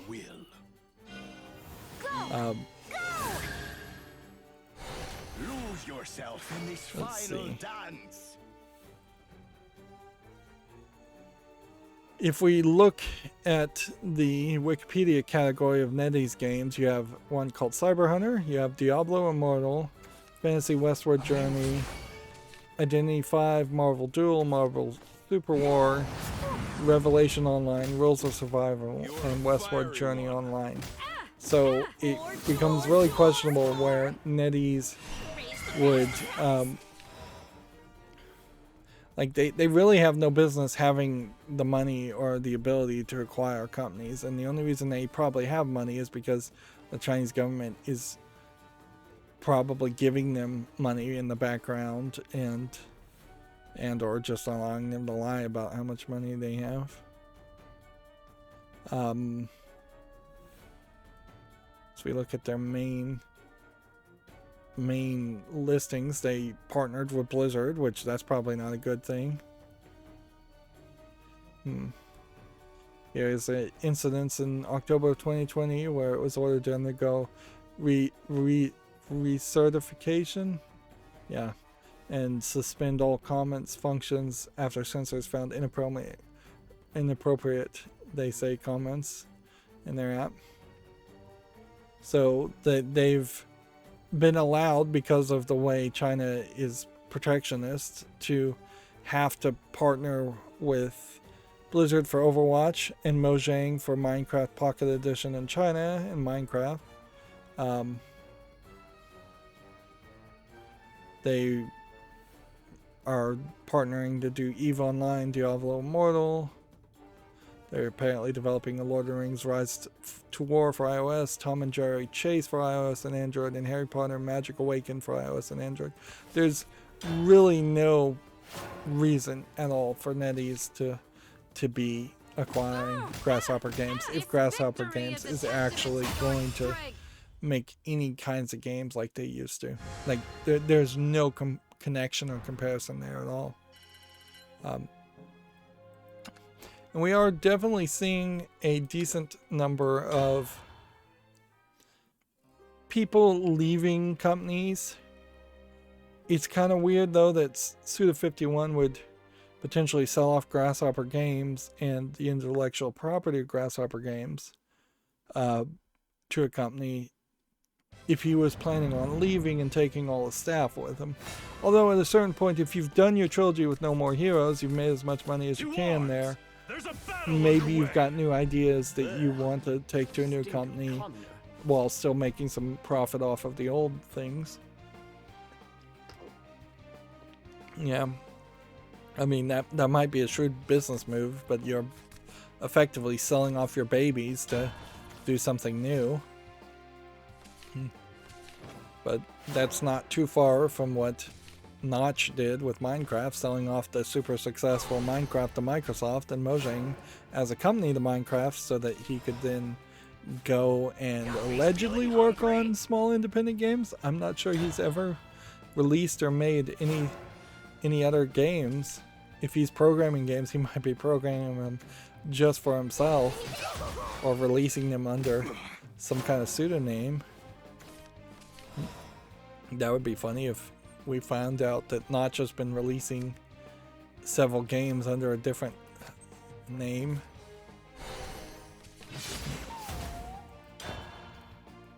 But yeah, that does not feel like a good move. But maybe it is some kind of weird reverse merger. Maybe Grasshopper Games will become the actual company and NetEase will be technically a parent company, but 90% of all the profits and funding gets shifted back to Grasshopper Games, and the real work is all done outside of China and actually in Japan.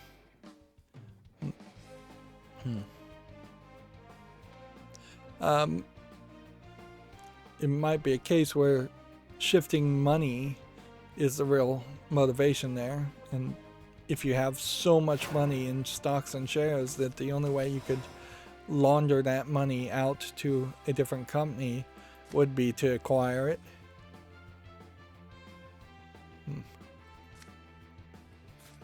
We'll return light to the canal. I don't know how you would actually achieve that, but that would be an interesting idea.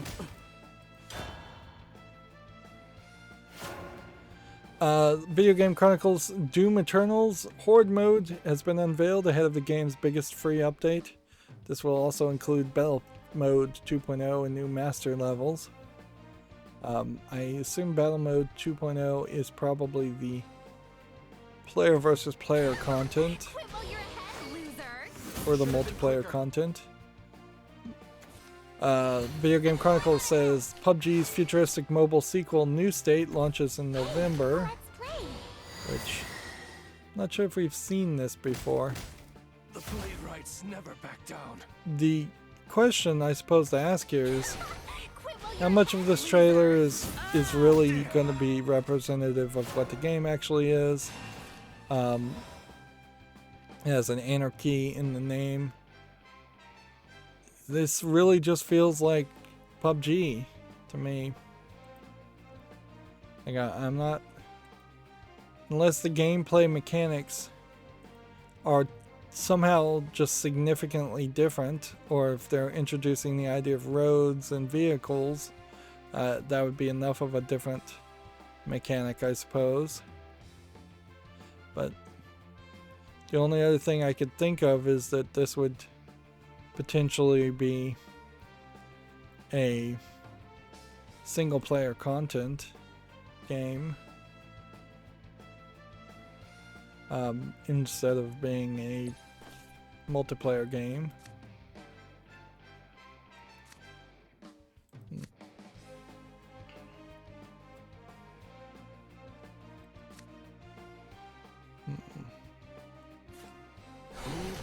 victim today. Are you worth your weight in gold? Problem here certainly is that I just don't care about PUBG, so if you don't have fandom towards PUBG, you're not likely to really care about Those acorns a way out of the woods. A chance for a grand slam. you're not likely to care about a new game that looks exactly like PUBG. Here we have a game on Steam called Hacker Simulator, which doesn't seem like you're doing a lot of all of it just in front of a screen, which that's probably a good thing. Like, the real act of potentially trying to do penetration testing and hacking is fairly boring and time consuming. So the more of it you can turn into a Matrix style video game aspect, in the same way that most video games shouldn't really show you or simulate the actual experience, the better. You can see this is mostly positive already. 2374 English full audio. I think that deserves a follow. Okay. Can we get a rally? We can do this. Speed things up. We can not. Well, we can do this, I guess. Ready for true You little.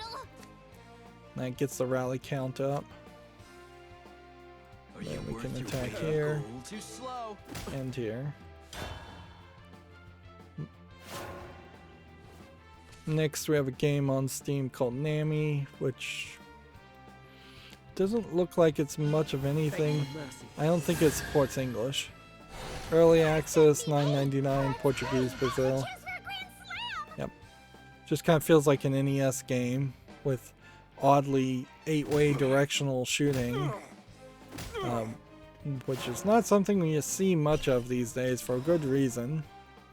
Here we have a game called That Role Playing, which looks like a Rogue clone, which doesn't look interesting. $7.77. I'm surprised we don't see more games priced at that. English only. $7.77 is too expensive, but it is something that you would kind of expect to see more people do. 1, 2, 3. Attack that. Then we'll just attack that.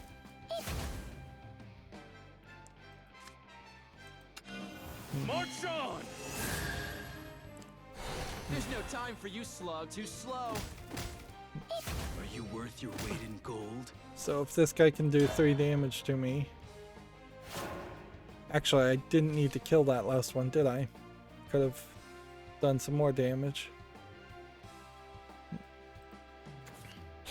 Here we have a game called Lyrica, which looks like it's a puzzle game, musical game. My 9 flames. It's from Digipen, so it's probably a student project. It's free, And those acorns English only. way out Well, of the woods. some Digipen student projects look pretty low effort or pretty bad or just very generic. I'd say they're more generic than even low effort or bad. Mine alone. This looks interesting though. It's kind of taking that game Loom to a new generation and a better idea.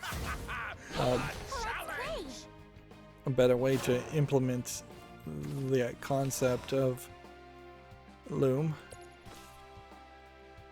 Okay. You can play this and evolve this. Axes, blades in the east. You can do this Revolution in my right hand, might in my left. and 2 blades in one go. I can do this. Oh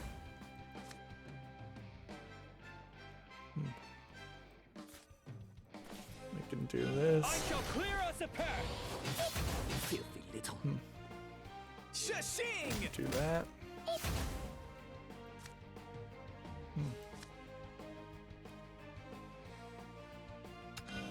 One step closer to victory.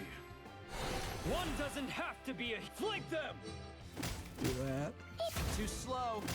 Are you worth your That. weight in And gold? that. So if I can survive, I can potentially win the next turn. Next we have a game on Steam here, Tandem: A Tale of Shadows. If this wasn't Steam, I'd almost remove these top banner ads. But since it's a Steam, I won't. Here we have what looks like a platformer. And see, this thumbnail and this cutscene looks really good, but then the actual game is this kind of weird top-down experience. And then it turns sideways sometimes, the perspective. Interesting. When the teddy bear is playing, he walks in a sideways perspective of what she does. Alright, and so it's a light and shadow puzzle game. I would almost argue that it should be the other way around, that the bear should be top down and the girl should be sideways and then color. This is 1749, English full audio, several other languages. Let's put this on the follow list. I think there might actually be a game here. Okay. You play this. The uncharted desert awaits. Do we have enough? 12. This is our last push. Time to appraise your worth. Two blades One. in one bow. Shashing! 2, Too slow. 3, Are you worth your weight 4. in gold? Absurd. Absurd.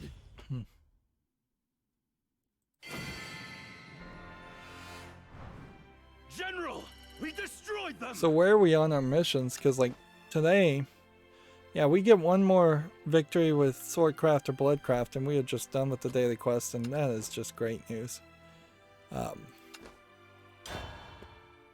So let's make sure we're done with the news fairly quickly, because we can leave some games over.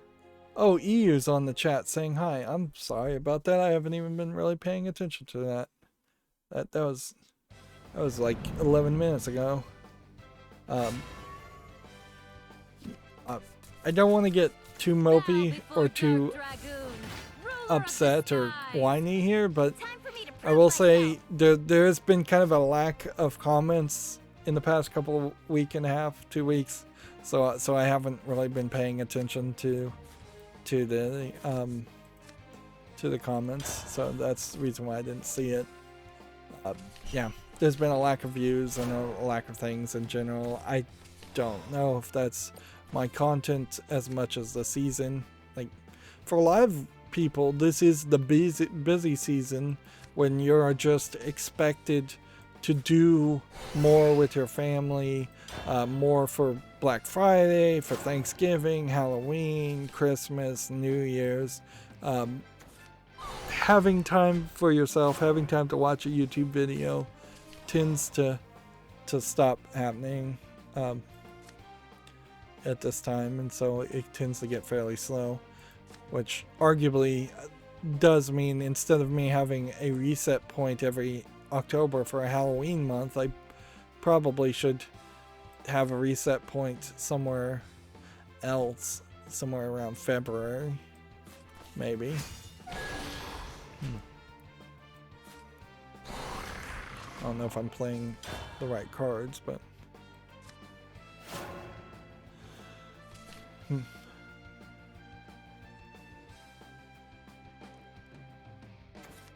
ahead and play for now, fairies. yeah, I played that wrong. I should have given this can't be attacked by playing this second.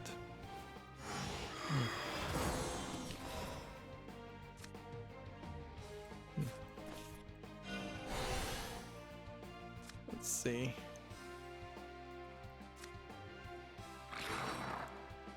Oh, come on! What did that do?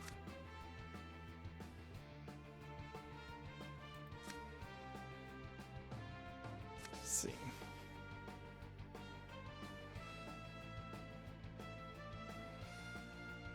Follow strike, deal X damage to the equal enemy leader. X equals half of the followers attack rounded up. So I could have attacked and done 1 damage to the enemy leader instead of 2. Let's see. Moving on. Video Game Chronicles Advanced Wars 1+2 reboot camp has been delayed until spring 2022. Which, yeah, that sucks. EU goes, yeah, he says, sorry for the last few weeks. I haven't watched your YouTube channel a lot. That is definitely not on you, EU. It's not on anybody, really. People are busy. My insomnia has been crazy. I've been streaming at weird times. Like, I love and appreciate every bit of support I get, but I at no point expect it. It would be insane to expect it from anybody, and it is the height of ridiculousness to blame anybody other than myself for the lack of success on my YouTube channel. Like, my YouTube channel, like all YouTube channels, has to try somehow to defeat the algorithm, and that's the best way to describe it, to convince not one person, not 2 people, but thousands upon thousands of people to watch your videos and like them and subscribe and click the bell and really be viewers as a mass, not viewers as individuals. But yeah, one person can't make my channel succeed. The only one person that can make my channel succeed is me and the content I make. And anybody who can reprogram the YouTube algorithm and hack it for me, I guess, would be the other person that could succeed, but that's not really going to happen. Yeah. Knows no bounds. But yeah. One view in like the first hour of a YouTube channel does help, or while something's live does help, but if I don't have at least 1,000, I would say, people, probably closer to something like 200 or 300 people watching a video in the first couple hours, the algorithm is not going to pay it any attention and not going to recommend it to anybody else. And I still am getting plenty of views from like older content. Like, I don't know if my watch time is particularly great, but it's fairly high. EU continues here. I was watching other YouTube channels. I had your notifications on, so I had not forgot about you. I just didn't feel like watching your channel the last few weeks, which is fine. Yeah. Like, if you could tell me specific reasons, maybe I could, why you didn't feel like it, maybe I could take that to heart. But if you can't think of those reasons, don't strain yourself either.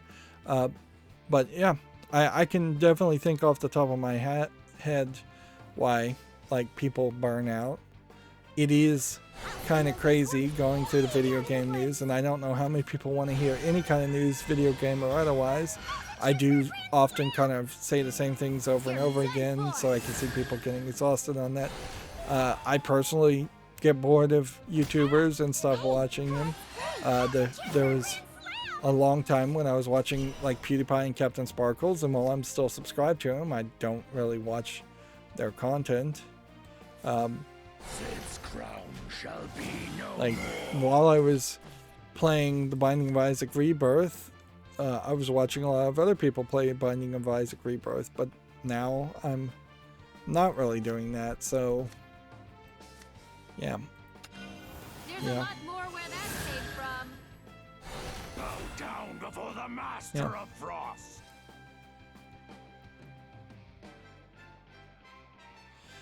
EU says, but I think I'm gonna begin to watch your Hellblade Senua's Sacrifice series because I'm curious about that game. Okay. Consider this your trial. That does give me some feedback, certainly.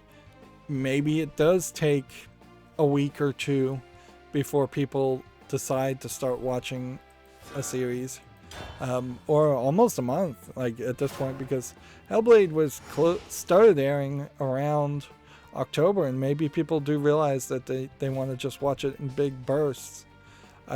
If I could get better statistics, I wouldn't be surprised if a lot of people do want to watch an entire series all the way in a row. That's how I watch content, certainly. And certainly that would make the argument that if I had the energy within me and the time, I should probably just live stream my gameplays of a game as quickly as possible, and then try and break it up into episodes later on. But I just am not consistent enough to do that. That kind of Twitch-like way of playing games. I would be live streaming in the middle of the night at like 3 in the morning when nobody's gonna watch it for sure.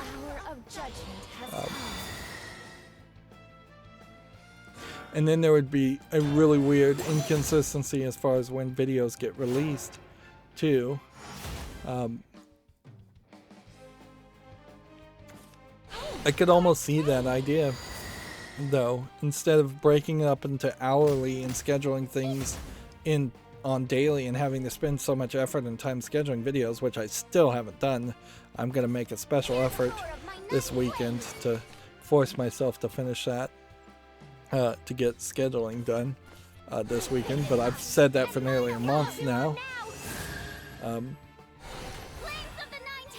But yeah, if I had just like one long live stream or 12 episodes come out all on the same day, I don't know if that is a better system. That seems like that's fairly far away from what TV does. Yeah, if I had like a producer or something, I'd probably let them experiment quite a bit, just to see better ways to present footage, whether more needs to come out quicker in bigger chunks or less needs to come out, the chunks need to be smaller.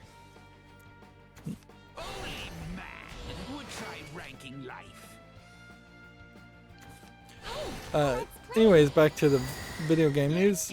A PlayStation State of Play returns next week with a focus on third-party games. PS4 and PS5 games will be shown during the 22-minute broadcast, I think is what I saw, not 20 minutes. Which, yeah, PlayStation kind of needs to counter the fact that the God of War just came out on PC, because that really does feel like a big loss for PlayStation as an exclusive. And either they needed to have come out and said, oh, this is totally our idea and this is totally something we support completely, or they needed to try and steal the thunder from that by having an announcement out at the same time or earlier. It's very hard to believe that there's going to be anything at this PlayStation Direct that that would beat the announcement of God of War on PC. EU says, also, I try to keep up with your series, but you upload so fast and your videos are so long that I'm in the middle of a series and you're beginning the next one. Yeah, I don't know how to adjust for that, though. Like, the only hope I could have there, I think, would be that people would pick and choose and watch some and not watch the others. But that's not really what the YouTube algorithm was for. At certain points, that's an argument for making another channel and putting specific game, like one game on one channel on Monday, Wednesday, and Friday. On every weekday, putting out a new game on one channel, and then on the weekday putting out everything on the other channel. That's kind of where the algorithm would look for it, because what pretty much can't happen is that I can't become pickier about the games I make, and I'm not willing to spend the energy and time to change the format of my show and edit into just clips. Yeah. The good thing about YouTube is until YouTube collapses, which hopefully it never does, my videos will always be up. You can always find a playlist. You can always go back and watch it later. You could just save things for later. That doesn't particularly help the views at the current moment, but it would help my views later on. But yeah, since I'm not willing to edit the footage, I want to show the full gameplay experience, and I'm talking incessantly anyway, so it would be very hard with the way I make content to edit it down and say, here's me saying one thing, or here's me doing a 5-minute review on a 60-hour or a 200-hour game. Yeah, I don't know how to make my content any shorter. I could probably reduce several minutes off of any footage if I had an editor just removing uhs and ums, but then again, that once again would be removing the video game content, and then it becomes an edited product, so that then I'm making something completely different. But yeah, I do know that some of that would happen. That if I did edit it, I would be gaining a different kind of audience and making a different kind of content. But when I started my YouTube channel, it definitely was around the certain way that I wanted to play video games and talk about playing video games, and at a certain point I don't want to compromise myself so much that I'm just trying to make a YouTube channel to be popular, particularly in video game YouTube channels, which never succeed on YouTube. EU continued, I love your channel, but the only complaint I have is that you upload too fast for me and I can't keep up. And honestly, of all the complaints that any producer or content creator can have, that is the one they want to hear the most. That when you're saying, hey, you're making so much that, and I love it, that is a compliment to content creators, is that I don't have enough time in the day to enjoy all your content.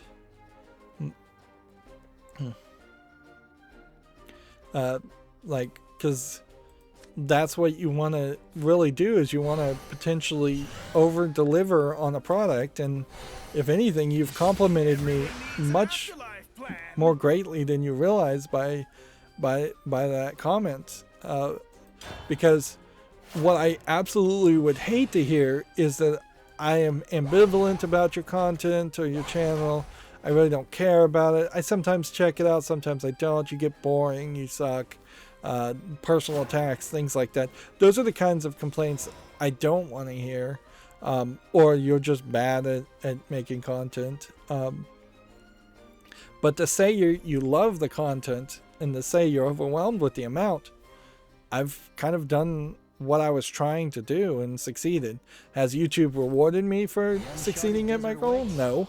But nonetheless, that's what I was trying to do, was over deliver on content and make as good of a content as I could. EU also continues, I was watching your Indiana Jones gameplay.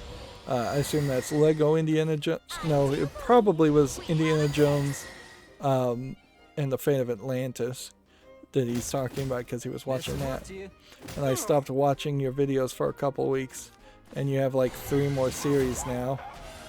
Yeah.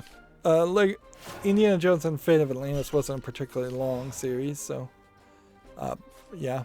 I need more fear, more terror. Got a job to do. Let's see, we want to keep this one, I guess, and this one, and this one. and then Die, attack this one, Loyalty is evolve ironclad. this one, March on! and then attack Harder this one. armor! Steel yourself! And certainly I'm from the other perspective as the content creator, as somebody who has like, I believe I have over 1,000 games in my Steam account, and I imagine 800 of those games still haven't been covered in any form or fashion.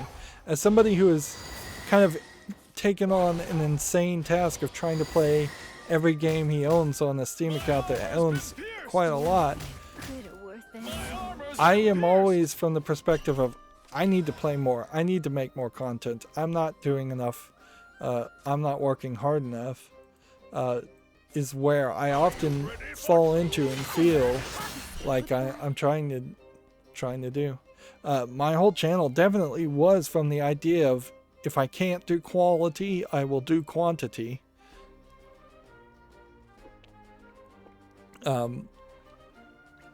And ideally, I was hoping that in some distant future, when I could potentially retire, people, when looking for video game gameplay, would be directed to my channel and my coverage of a game over anyone else on YouTube's coverage, because I have a level of consistency. I have the full coverage there. I think I get kind of screwed on YouTube because there's a lot of people that do no commentary gameplay, which I feel like that's not really fair use. I don't see any way you can claim that's fair use, and I think YouTube should probably punish and remove no commentary gameplay videos, even if they are succeeding as far as the algorithm is concerned. And then at the very least, I would just be competing against people who are playing on a similar play field, or that at the very least, if the algorithm could tell the difference between a video with no commentary and a video full of commentary. My channel also kind of beats up beats channels like Giant Bomb that just does a 1 hour quick look, and that's most big mainstream video game journalism videos that get put on YouTube.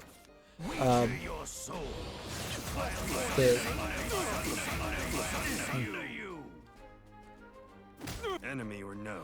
Like, because like my channel does way more and shows way more of the game and talks about way more of the game than something like Giant Bomb. So again, if my channel was not considered or compared to the same, on the same category as something like Giant Bomb that just does a quick look, then I imagine my videos would get more views that way too. Although maybe most people do just want a quick look or a edited review. Like X-Play has Adam Sessler doing, well, no, G4 has Adam Sessler basically doing X-Play again and doing these 5-minute reviews, 10-minute reviews of games.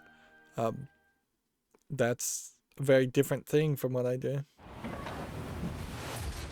EU continues. I would like your videos to be shorter or upload more slowly, but no pressure. Then he adds later, yeah, I too hate the no commentary videos. They're so boring. Yeah. I don't see how they aren't fairly boring, and like, the thing about the no commentary videos is they just shouldn't be allowed on YouTube, because if you don't like what I'm saying, you can just mute the audio and watch the video, and you're still supporting somebody who's actually trying to make content and add something there. That's your own personal preference and option. If YouTube had a way to stream multiple audio channels, I would even be willing to set that up. It would be fairly easy in OBS, which actually does have this capability, for me to put the commentary track of me talking in a separate track and put it up in as a video, and then you could potentially mute me and still hear the game music, or mute the game music and just hear me. YouTube doesn't support that though. If they ever did support that, OBS would almost certainly be capable of doing that. What that probably would mean is that YouTube would have to overhaul its back end of how it processes videos being uploaded or live streamed to support MKV files more than MP4 files, which right now it's mostly just handling MP4 files, and if you give it something else, it's just converting it to an MP4 file after that.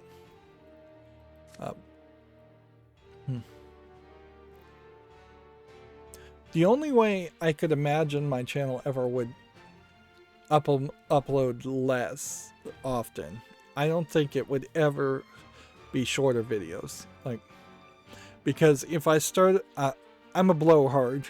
I know I am. I talk too much. I am not usually rambling on too much, but sometimes I'm doing that too. But I can't imagine that I could make videos shorter and actually play the game and actually like say the same amount of stuff I'm saying in less words. And that would be drastically different kind of channel and just not the kind of content I would want to make. But if I was going to upload more slowly, the only scenario I imagine that would happen is I would have to get incredibly far behind.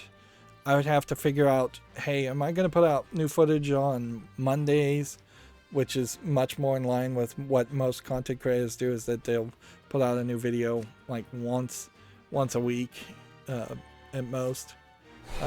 I'd have to figure out what day I would put it out on, and I would basically have to be working at some other kind of job or something that would just all of a sudden take out a lot more of my time.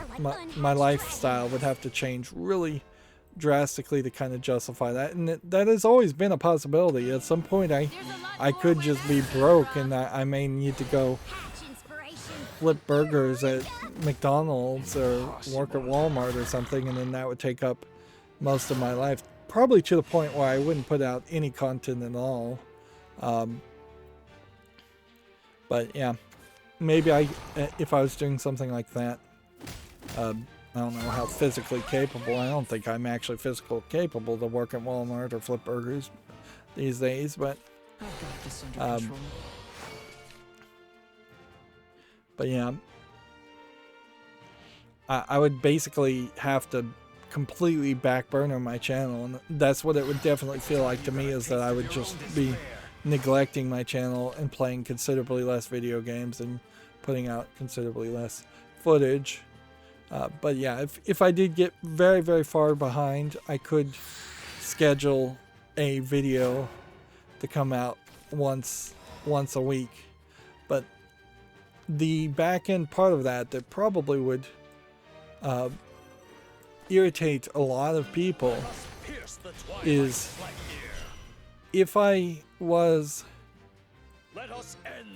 releasing a series like The Binding of Isaac Rebirth when it comes out once a week.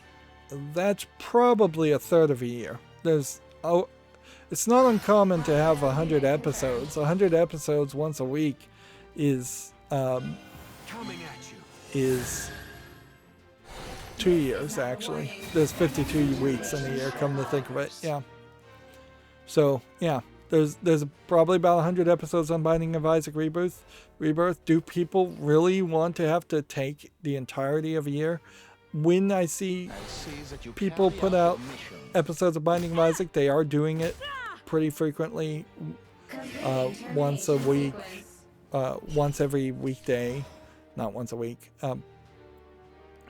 Like I can't really imagine that I would keep too many people's attention for that long if I was putting out a series over the course of a year. And even a shorter running series that only has like 10 episodes would potentially take like two and a half months for it to air. I don't know if I don't think there would be a lot of people that would be happy with that, even if that's what they think they would want. And at a certain point, I would just be getting pinned in as people would complain about you're not releasing fast enough compared to people saying you're releasing too often, and the only middle ground there would be to just release less content, and then the third point of that triangle would be then people would start complaining about you're not releasing enough content or you're not playing the game I want you to play. Hostile life form detected. You've proven your worth. Yeah, it would probably be more realistic to say every other day. And maybe there's a pattern there that would work. If on Mondays was one game and on Tuesdays was another game and then on Wednesdays was the first game. And so you went on an A-B pattern. At that point, you might even break past the weekend.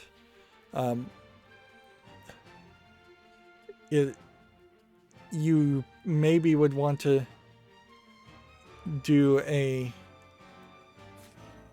Nothing personal. It's justice. Running is always an option. you might even want to do like a big little concept Ready to witness my truth? where every Monday, Wednesday, and Friday was the big game that took longer to cover, and then every Tuesday and Thursday was the shorter game, would be the shorter game.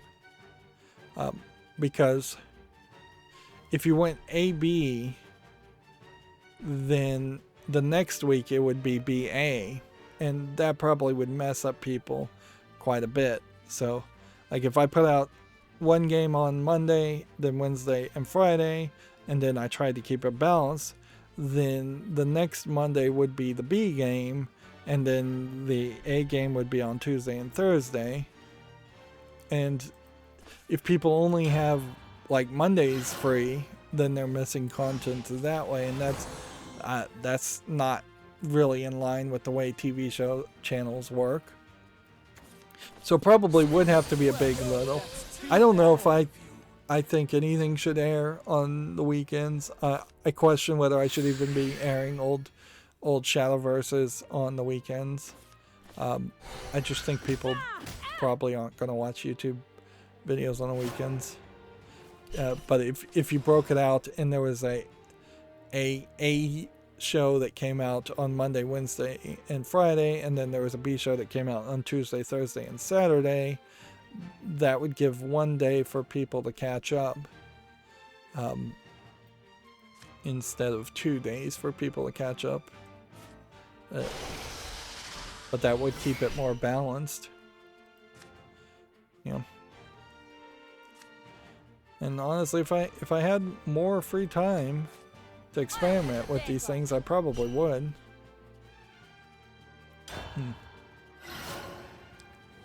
But yeah. A big little concept might work. Such a good guinea pig. And it might make the videos Enough with these feeble-minded last a little bit longer and come out a little bit slower.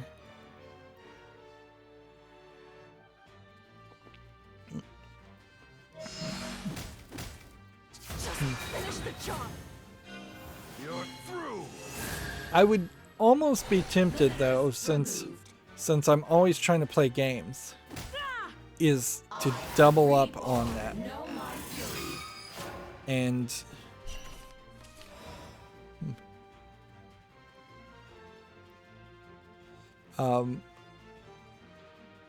yeah. I would be tempted to have 2 games on Monday and then no new episodes of those games. So an A and a C game on Mondays, Wednesdays, and Fridays, and then a B and D game on Tuesdays, Thursdays, and Saturdays. And then that would mean if people are enjoying things, they still are getting twice as much content but half as fast. Nature tramples all. Yeah, I'd be tempted to do that, but in the past I have also kind of horribly failed to maintain that level of progress. Yeah, I kind of wonder if I shouldn't. I'm gonna give this some real thought as far as going to an A and B day and stretching things out to come out a little less often. Sisters, I love. E goes, maybe I should deactivate the bell to stop reminding me that you're uploading and go at my rhythm. That might be very much what is best for you. I can't, like, I ask everybody to click the bell. I ask people to do quite a lot by watching every single video and watching every second of my video, because that's what the algorithm asks. It is the same problem just being pushed on to me by the algorithm that I and all YouTube content creators then have to push on to viewers. So yes, I would say for your own sanity, it probably is better for you to deactivate the bell and go at your own rhythm. That doesn't really affect my channel in any ways or hurt my feelings in any ways. Like, I would much prefer to have a happy viewer enjoying at their own pace than just shoving things down people's face until the point where they just get overwhelmed and frustrated. In many times in interacting with people, I have overwhelmed them. Generally speaking, and I don't want this to come off as insulting, but it almost certainly will be, I don't think most people have as much mental bandwidth as I do, personally. So I think I do 2-3 times as much in a day as most people do.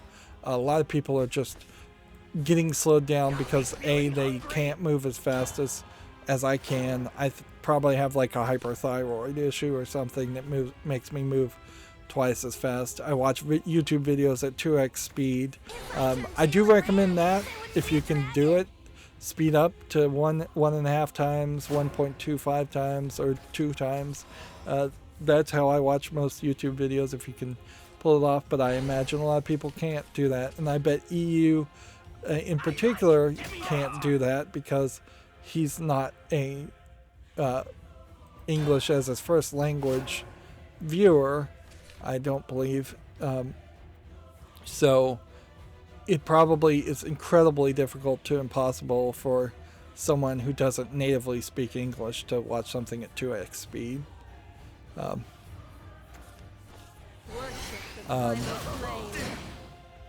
But yeah, I have definitely overwhelmed people with things, talking to people, suggesting things, just having ideas. A lot of people in other scenarios, like coworkers in particular, don't want to make any changes or do anything. So I've definitely had some cases where I've ended up hating coworkers because they are just obstructions to the idea of progress, or to any progress, because they just want to be lazy and do nothing, or they just can't handle the idea of change or new ideas. I basically quit one of my first jobs because the entire company was full of basically obstructionist, lazy employees that in the middle, it was working at a TV station in the middle of the transition to HD, a time when it obviously should have been a lot of change and a lot of growth and improvement, and nobody was willing to change or improve or even really wanted to transition to HD at all. And they really weren't. All they were doing was just like upscaling basically the signal without upgrading any of the source images. So you were getting effectively like a 512 line NTSC interlace signal that was just getting upscaled to like 480p. I think was probably what they were sending it out. And they were happy with that, and nobody was ever going to change that. He goes, okay, I just deactivated the bell. That's fine. He also continues, I used to watch videos at 2x, but I prefer to watch at normal speed now. Yeah. Yeah. I want people to have good experiences, so like, I'm not going to suggest something just to help my channel succeed. I'd rather die knowing people were entertained by my content penniless than just be a sellout that convinced a bunch of young kids to watch Coco Melon videos with me or something like that. Like, I could have, like, every day is a possibility for any YouTube content creator to just sell out. Like, I could certainly have tried to get those awful sponsorship deals. I could have certainly tried to just chase the trends. Very noticeably on my channel, I'm playing old games that I want to play way more than I'm running to try and play the most newest game. And the couple of times I've tried to play the newest games, I have not been rewarded by the algorithm at all. When I tried to play Witcher 3 day one of release, when I tried to play Control day one of release, those videos and those series did not get good views. Now, in fairness, when I played Hearthstone's on new expansions, that did get fairly good views.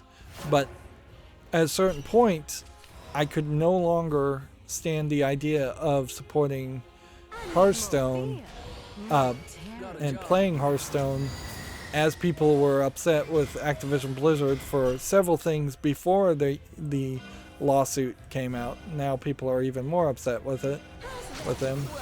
That's too bad, EU continues, although maybe I should watch, I used to watch videos at 2x speed, but I prefer to watch it at normal speed, although maybe I should watch your long videos in 2x. I'll think about it. Yeah. Whatever's best for you. Let's see, let's try and cover this news, otherwise this is going to go late. Kimetsu has the Monarch shipments and digital sales topping 50,000. I will say, if I did decide to, we don't need to talk about this one. Halo Infinite PC overview video is available if you want to check that out, I guess. If I did decide to go for like a big little concept and have any game come out only 2 or 3 times a week, the scheduling for all of that would be several months from now. Any change I make is going to be several months from now, so don't expect any changes to happen anytime soon. Anybody, I definitely would have to think about it, but it would be kind of the perfect time to schedule things around December or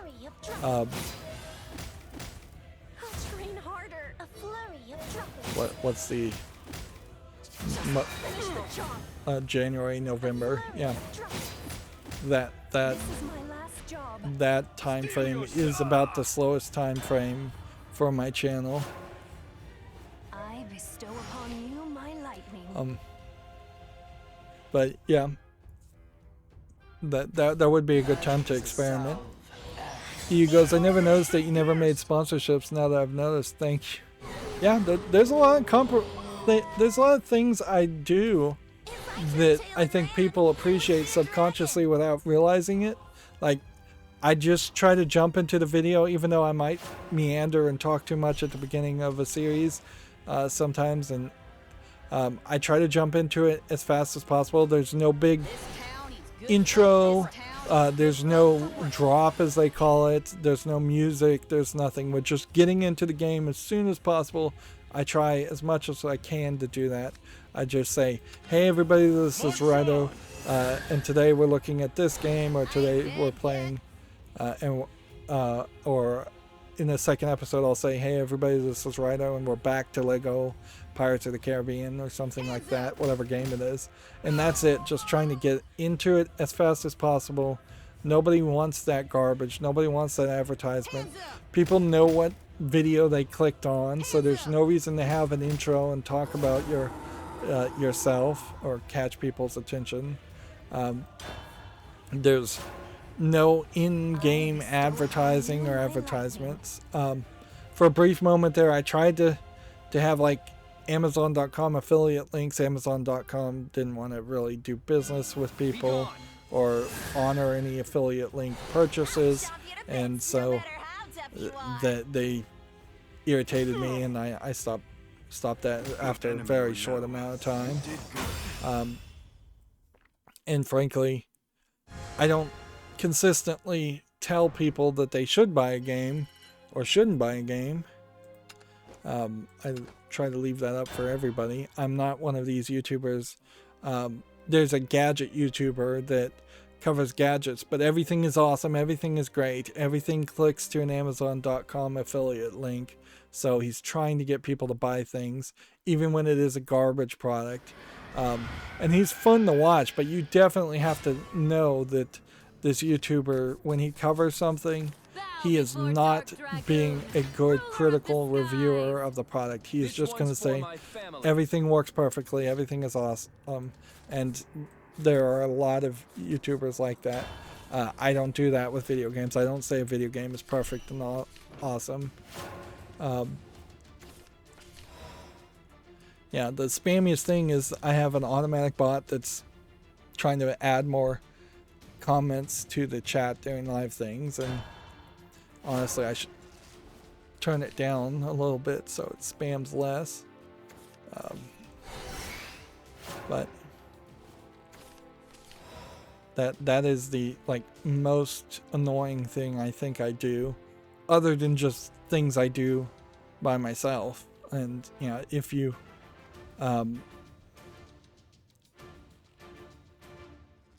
find me not annoying,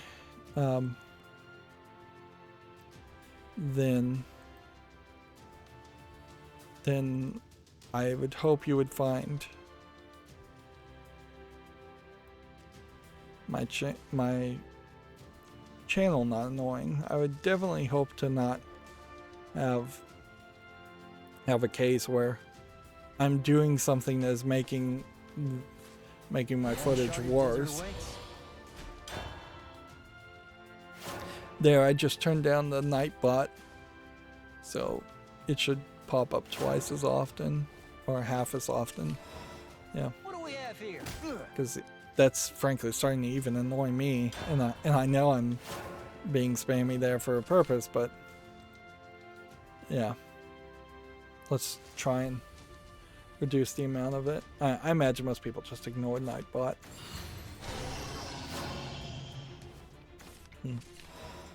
It makes more sense for it to be spammy if there was 3 or 4 people on the chat talking to each other and talking. Twig won't do a thing. Moving on with video game news, Gamatsu says Gunna Fighter is coming to PC this November, which this doesn't particularly look like much of a game. Gunna Fighter. See, I don't know how you really describe this, because it kind of feels low polygon-y, but it's not that low polygon. It just kind of feels like it's a blocky Minecraft fighting game. But honestly, it looks kind of like it is closer towards a Bomberman type game. Seems like it has some kind of wonky physics in the animations and the jumping. Yeah. This is the kind of game that just doesn't look like it's really trying to be a game as much as it's just trying to trick kids into playing it. though. Yeah, I don't think I can really support that. Prepare yourself! What do we have here? Let's go and evolve this and There's a lot more where that came from. I'm attack. ready for more. What do we have here? Designs are like unhatched dragon eggs. Let's see. Lucky Dog 1 for the Switch launches January 20th in Japan. It's currently available for PS Vita, PC, iOS, and Android. It seems like this is either a yaoi, like guy on guy, gay visual novel, or a otome, young maiden visual novel. Prince! They're calling it a boys love visual novel, so that is basically yaoi. Although, I guess by calling them boys love, you're indicating they are younger characters, although these, frankly, in this animation style don't look like particularly young looking kids. Definitely not what I would call Shotokan, which is really young looking kids. Let us pierce the twilight light here. You don't see a lot of Let us end this. Ready to witness my true strength? you don't see a lot of boys love visual novels announced and coming out, considering how many visual novels come out.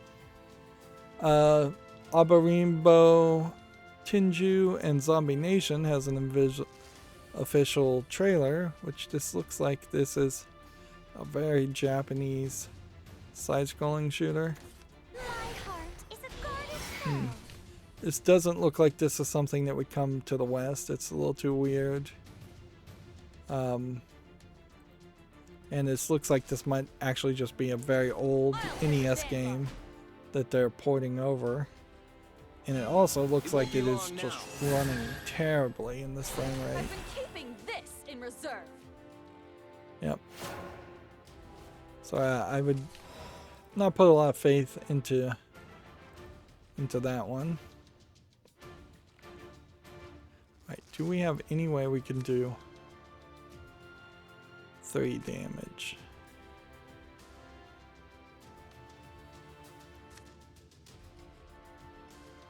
Does that do anything? Does that do anything? Does that do anything?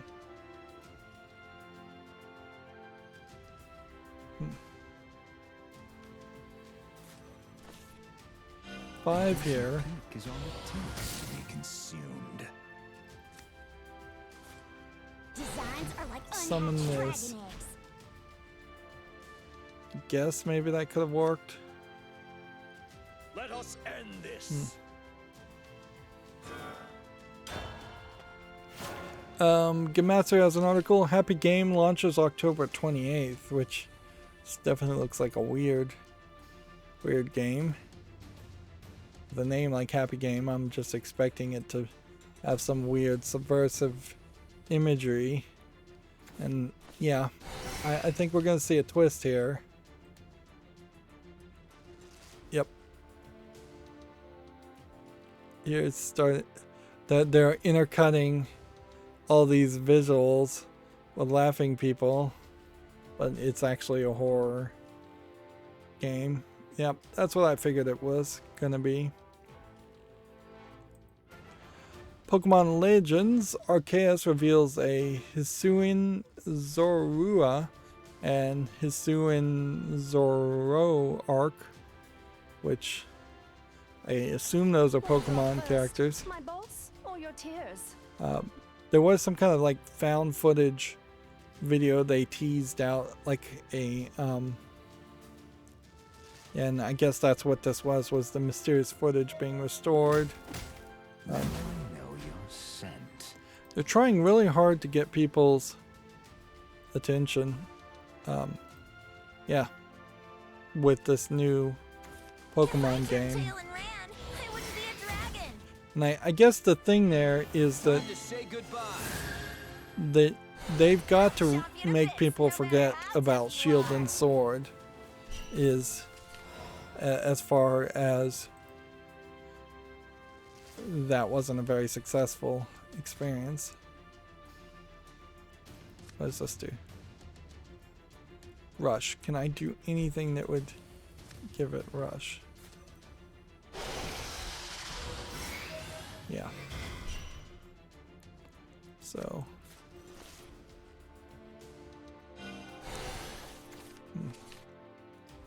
So this rush kills this. Finish the job. And then this wins. You're a solid fighter.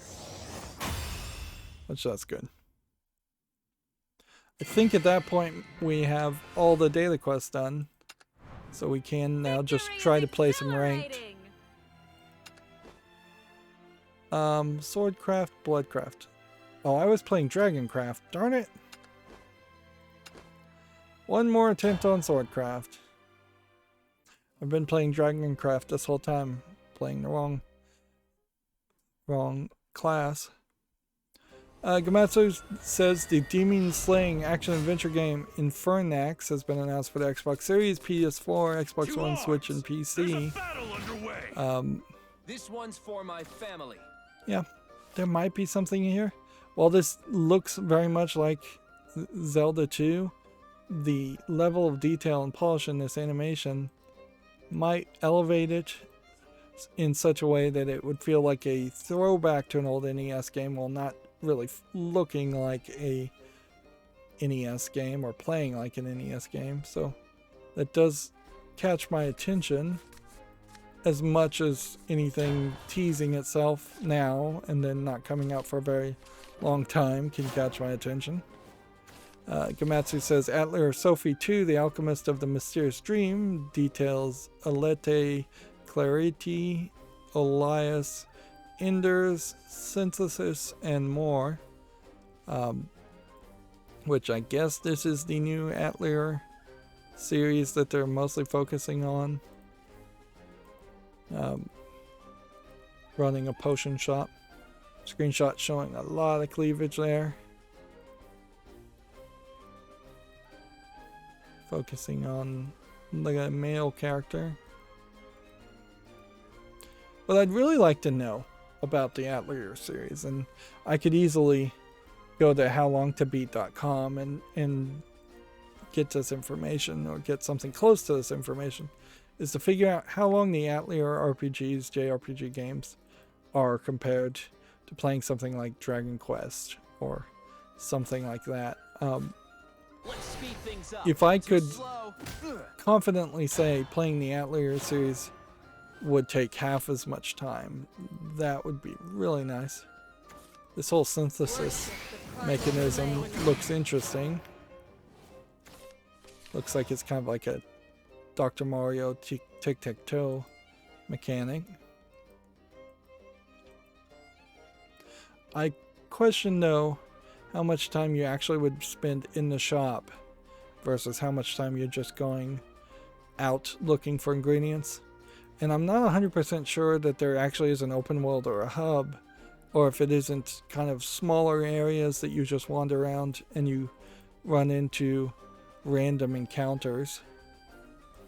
And see, this is weird. You have like a special costume here to tie in with Blue Reflection, in which they're in a traditional like Japanese school outfit for the Atelier series, when everybody in the Atelier series is in a fantasy world and wears more fantasy outfits. But yeah, the games definitely tie in, try and cross promote. Gamatsu says Tiny Tina's Wonderlands details classes, environments, characters, and more. I don't think there's a point in which I'd be convinced to play Tiny Tina's Wonderlands and skip playing like Borderlands 2, the pre-sequel, which is the next game in the Borderlands series I should play, or skip Borderlands 3. Like, I don't see that. I do see in these screenshots, however, that it looks like this has opened up the possibility of kind of different story and art style being told, and you don't really have to explain it away as to why there would be Mayan statues, or why there would be big Coke cans or dice in the playfield, or why you'd be fighting skeletons. Whereas it probably would have been a much bigger stretch to just continuously have expansions of Borderlands set in Dungeons and Dragons like realms. This also gives Gearbox the possibility of getting away from having humans that you're killing and shooting, and potentially the games could be more slightly kid friendly instead, where you are just killing skeletons or shooting skeletons. And at some point I wouldn't be surprised if there was even an attempt to de-emphasize the guns that are still in the game, to such a point that nobody ever plays with the guns, and they're instead firing crossbows and staffs and magic things, more fantasy style weapons. I think we already talked about this. Doom Eternal version 6.66 update launches October 26th and adds a horde mode. A teaser trailer was available if you want to check that out. The Dark Pictures Analogy have announced yet another games. This is apparently season 1 finale, but it seems like they put out a lot of games under that title, and generally it seems like nobody is particularly interested in playing any of those games. Like, I kind of would like to try them, but I'm not sure if they're actually on Steam or if they're just Epic Store exclusives or PlayStation exclusives.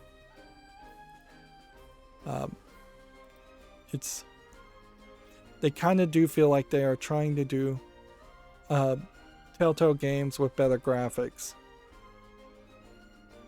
This definitely looks spooky.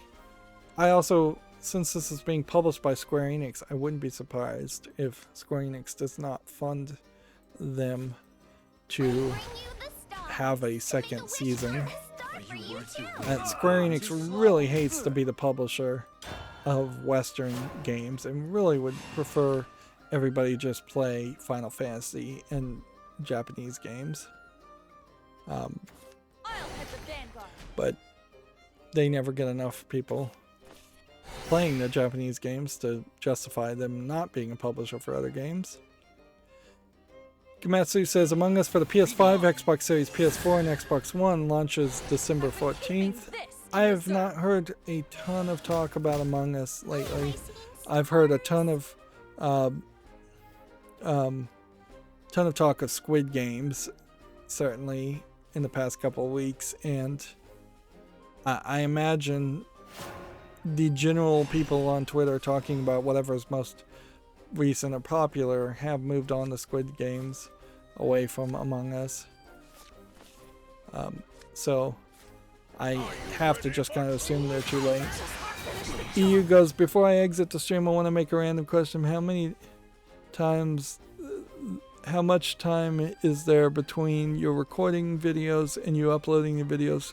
For example, when will the videos you are recording now come out? I don't have a specific limiter there, as much as how do I explain this? I am usually ahead a couple of months is about the best thing I could say. 3, 4, 5 months. I try to get 6 months ideally ahead, so by the time people are even commenting or asking anything about a video game, I've completely normally forgotten it. Like, I don't remember what I said or what I did. that is because of the thing we've been talking about, that YouTube doesn't want you to just flood your channel with videos coming out all at once. I've seen a few YouTubers do that, and they don't get views and they don't get recommended. It's terrible.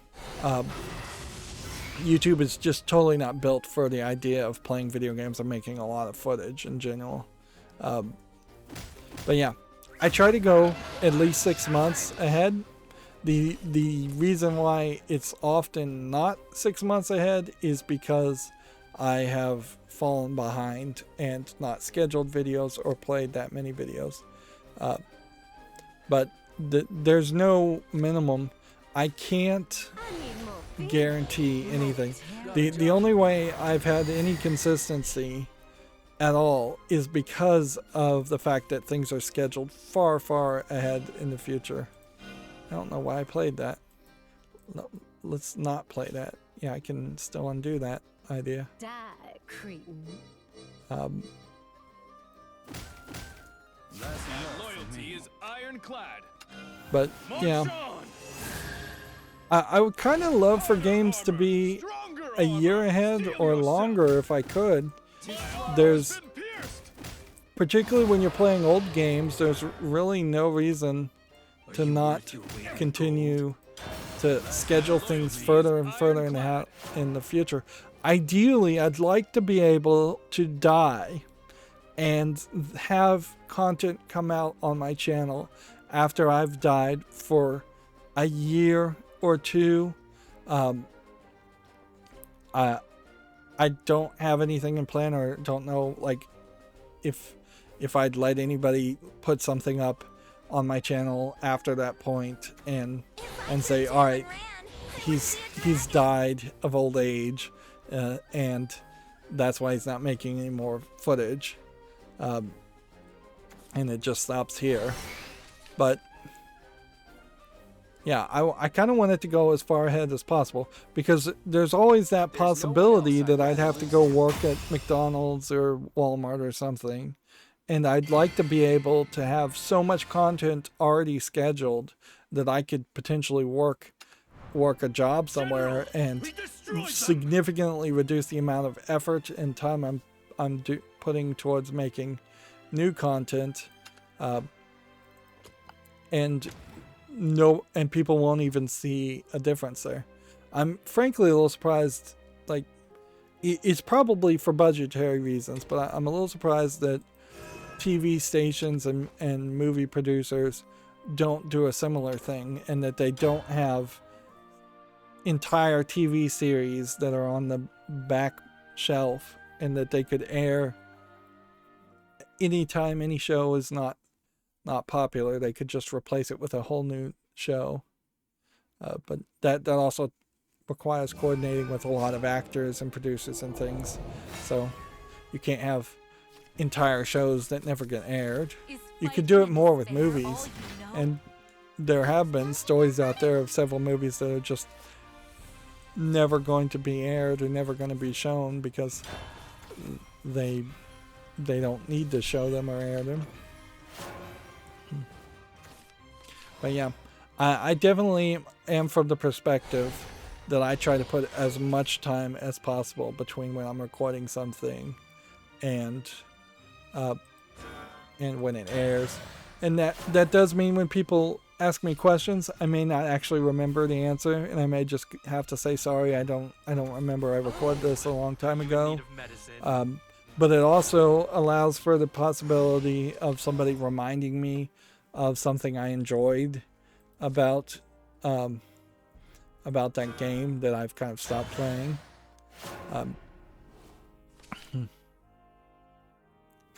But yeah, if I didn't have the system I have now, unless I could think of a different system of putting things scheduling them as far ahead as possible, it would be incredibly inconsistent. There would be entire weeks in which no footage came out, and then there would be entire weeks in which I put 4 or 5 episodes out extra, so there would be no consistency there, and people wouldn't like that at all. It would also certainly tempt me to reacting if I felt a series wasn't specifically being well received. It would tempt me to potentially stop playing that game and stop making footage. And every single game I've pretty much covered, with the exception of maybe 6 or 7 that I've rage quit, I've played to the end of the game, to the credits, and I want to stay consistent with that. There's been a lot of games that I've played well past the credits to 100% completion, and that's something that I like to do for most games. Also,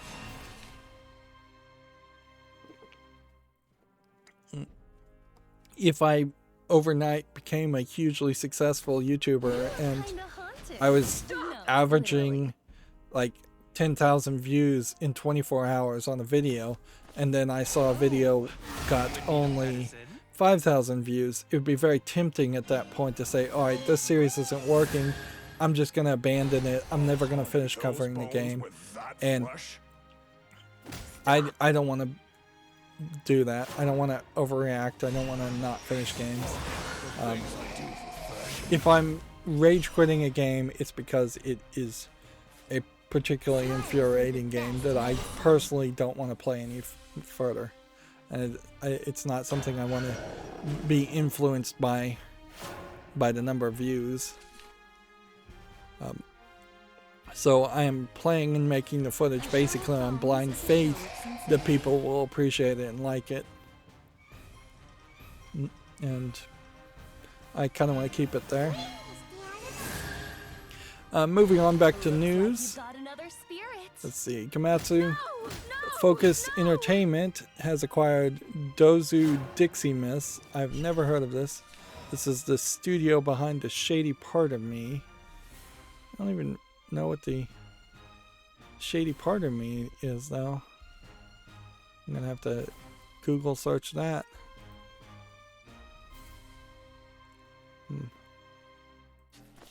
If we play this one, and we do this one.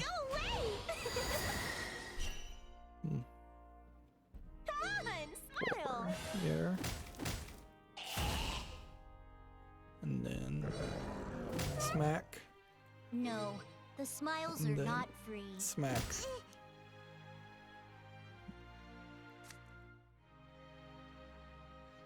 Ignore reward. And should have evolved this if I was going to evolve this before I attacked. Yeah, play this next turn.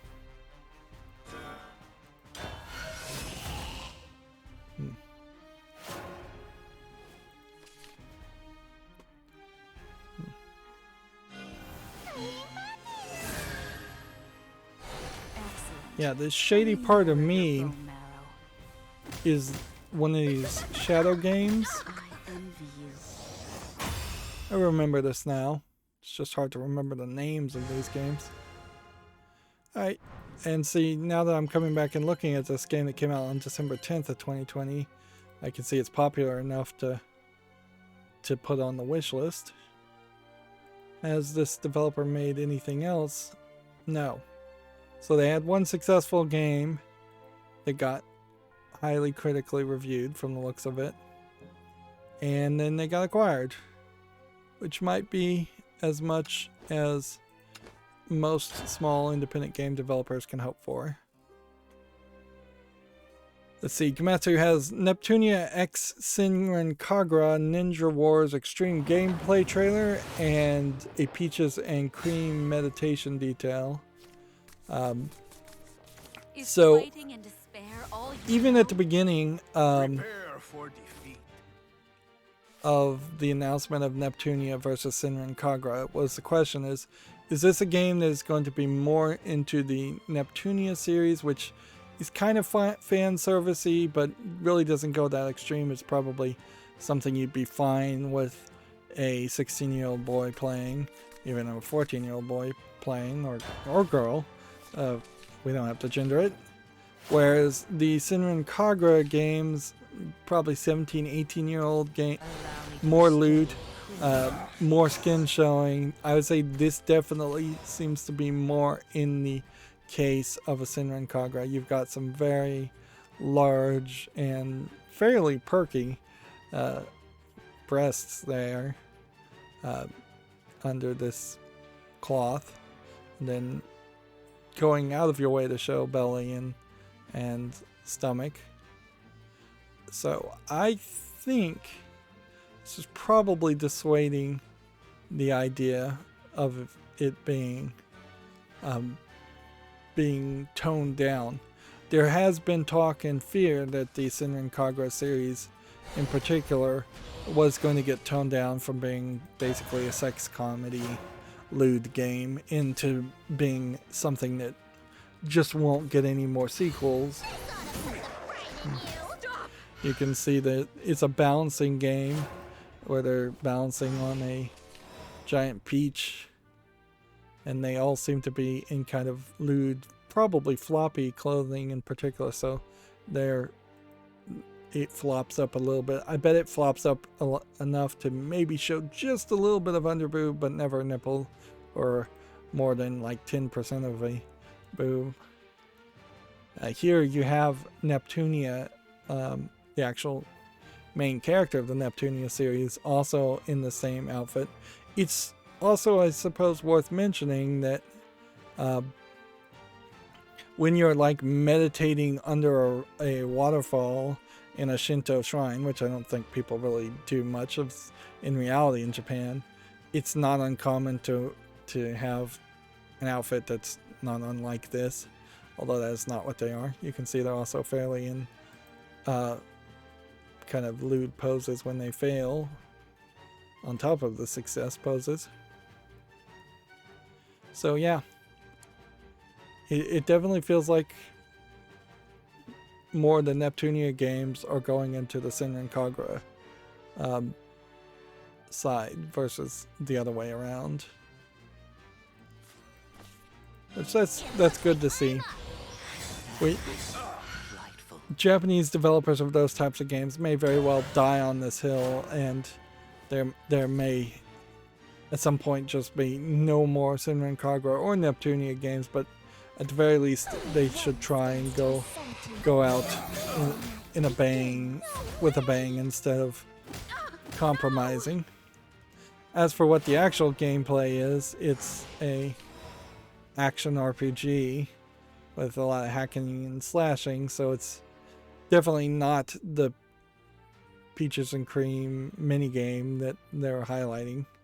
So it's important to also not get distracted and think that the whole game is just them in basically underwear on a giant peach. That's not really what the game is. Yeah. If anything, that's just a mini game to build up stats. Wouldn't be surprised if you have to actually play the Peaches and Cream mini game meditation, but it's not the main focus.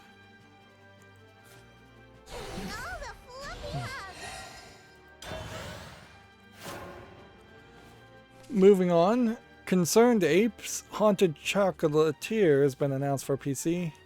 The developer, quote, has every intention to bringing it to other major platforms. Now, Concerned Ape was the creator of Stardew Valley. Stardew Valley was very popular, at least by mainstream video game critics.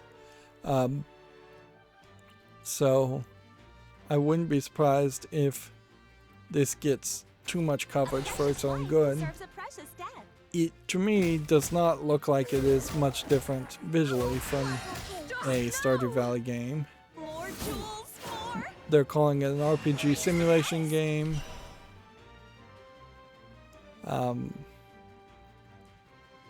Is the game similar to Stardew Valley? In some ways, yes, but in many ways, no. That's not really an answer. I think, from the looks of it, it definitely looks like it is going to be fairly the same experience. There may be some more spooky elements in it, but I heavily doubt this is going to be a really scary game. And I don't know if there is enough action elements or new gameplay elements in the world, in existence, that would convince me that I actually wanted to play something that was even slightly like Stardew Valley. I know people love Stardew Valley, and I don't blame anybody for that, but I just found that game incredibly slow and repetitive and just not my cup of tea. So if there's any farming in it, if there's any dating simulation with that kind of art style in it, I don't think I'm that interested. Show me the limits of your will. Here, Gamatsu has the same article. NetEase has acquired Grasshopper Manufacturer. Lose yourself in this final dance. I almost certainly will see some negative response from some of my other sources about this news and talk about it on Monday. Gamatsu has the Famitsu sales updated. So what we're trying to look here. Demon Slayer Kimetsu no Yabai, the Hinokami Chronicles for PS4 is new and it's sold 94,000 units, whereas it jumps down significantly to 22,221 units for Metroid Dread. But the good news is, as far as I think this is only Japanese software sales, that's 100,000 units for Metroid Dread. I'm hoping that is enough numbers to catch Nintendo's attention and have them make a few more Metroid games in the future.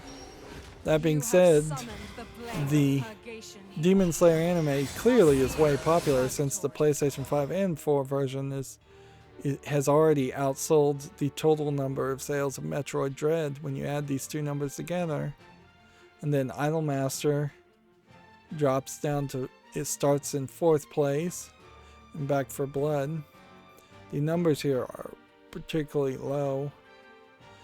But then you have certainly some things that are just very consistent, where Ring Fit Adventures here sold only 6,000 this week, but over its lifetime has sold nearly 3 million. Or Smash Bros. Ultimate has sold 4.5 million nearly. So I suppose the question here would be, when you take a lifetime sales game from Nintendo, what is the big names numbers? The Clubhouse 51 Worldwide Classic, Clubhouse Games 51 games,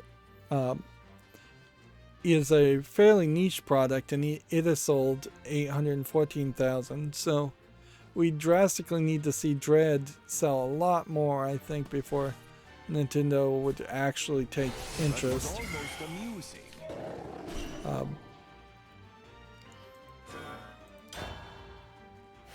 But fingers crossed that will happen, and at some point in the future, Metroid Dread in Japan does sell close to 1 million units, and it can't be denied. Honestly, it may need to sell 2 or 3 million units before it catches people's attention at Nintendo.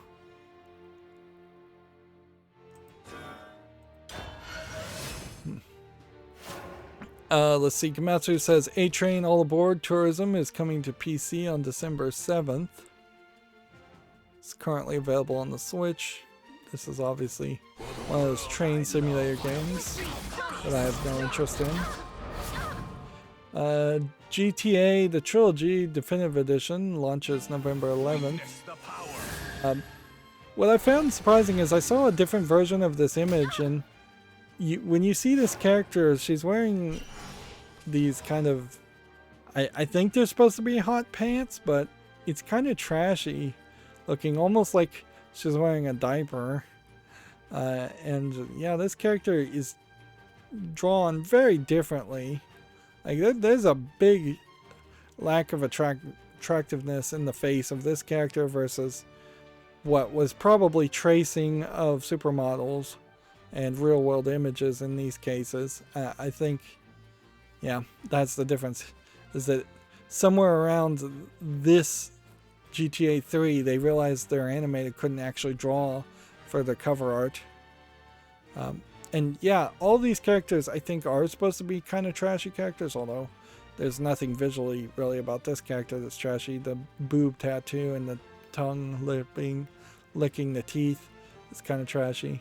This one is rough visually. And yeah, I am still not sure. I still don't really think there's a reason why I would want to play GTA. I should, certainly, just from a historical perspective, play it, but I also wouldn't be. I shouldn't have played that one. That was a mistake.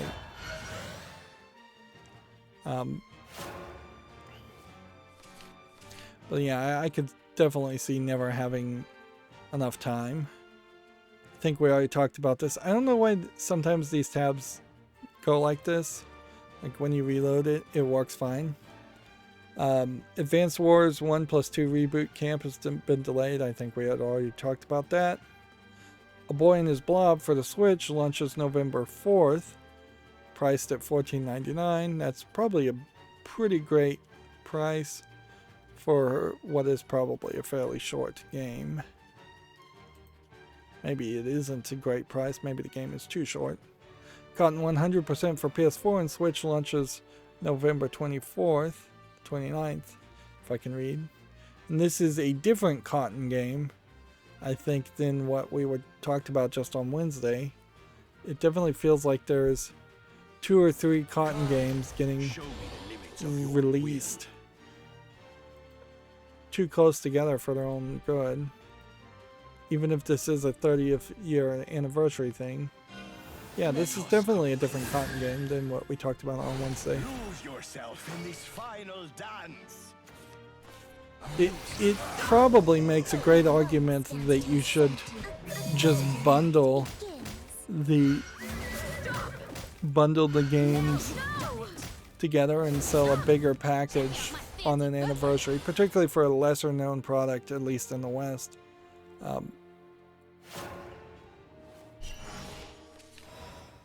Is there anything we can do?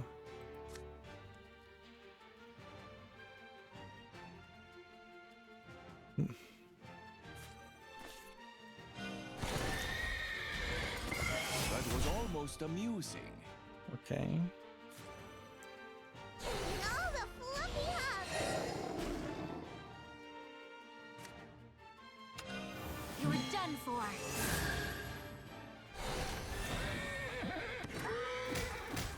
I wasn't good enough. Let's see. GameDeveloper.com has an article here. Poker Club developer Ripstone expands with new studios in Greece and the UK. Poker Club, it's not a game I've particularly heard much about. They've also hired former Traveler's Tales head of technology Paul Hughes. Traveler's Tales being the name of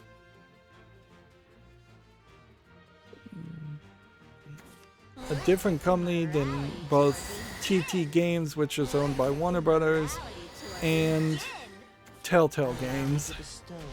Yeah, there's too many TT names. GameDeveloper.com says 1 in 5 US players dove into multiplayer games during the pandemic, which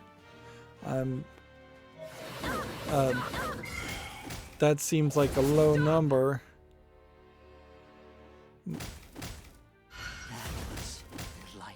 I guess they're saying 16% of people jumped into online play for the first time because of the pandemic, or specifically went into online play because of the pandemic.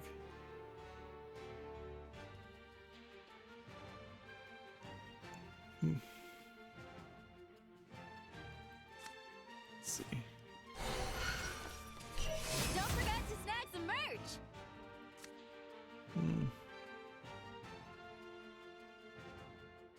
If I play this, I can't play this. If I play this, I don't need to play this.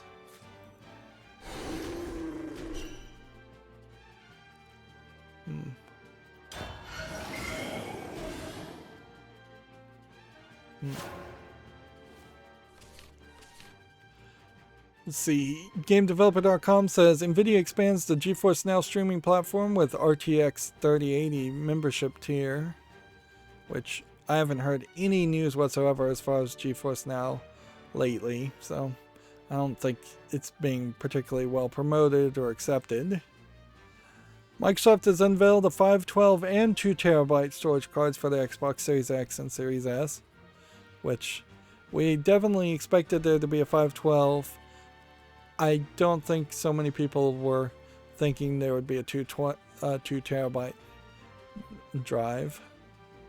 That, like, I don't want to encourage people to steal things, but if you must steal something, particularly from like a person you hate's house, if you're hanging out with somebody you hate, these are definitely the things to potentially steal.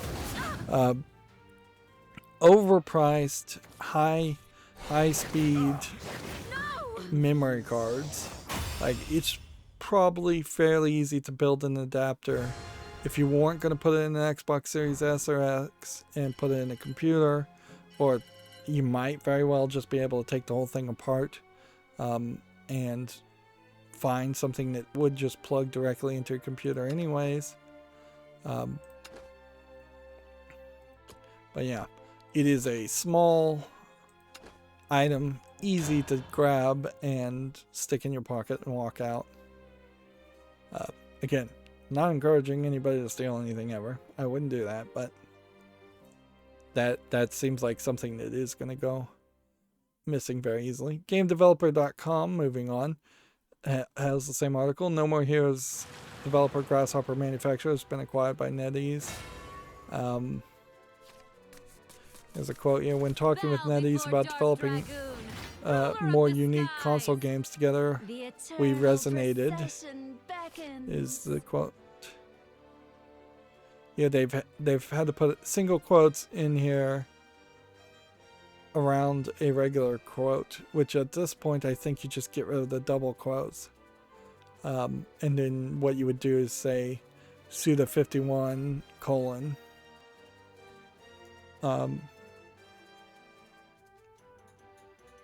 that's an awkward sentence regardless. I would have to think about how you would rewrite that. That is by far the biggest news for today, and we'll just have to see in the future whether that changes anything. And I personally wasn't expecting Grasshopper to make anything new for probably 4 years anyways, so it's going to be a long wait. GameDeveloper.com says Google Play is lowering its service fees on app subscriptions to 15%. The change will come into effect on January 1st, 2022. I question how many people actually I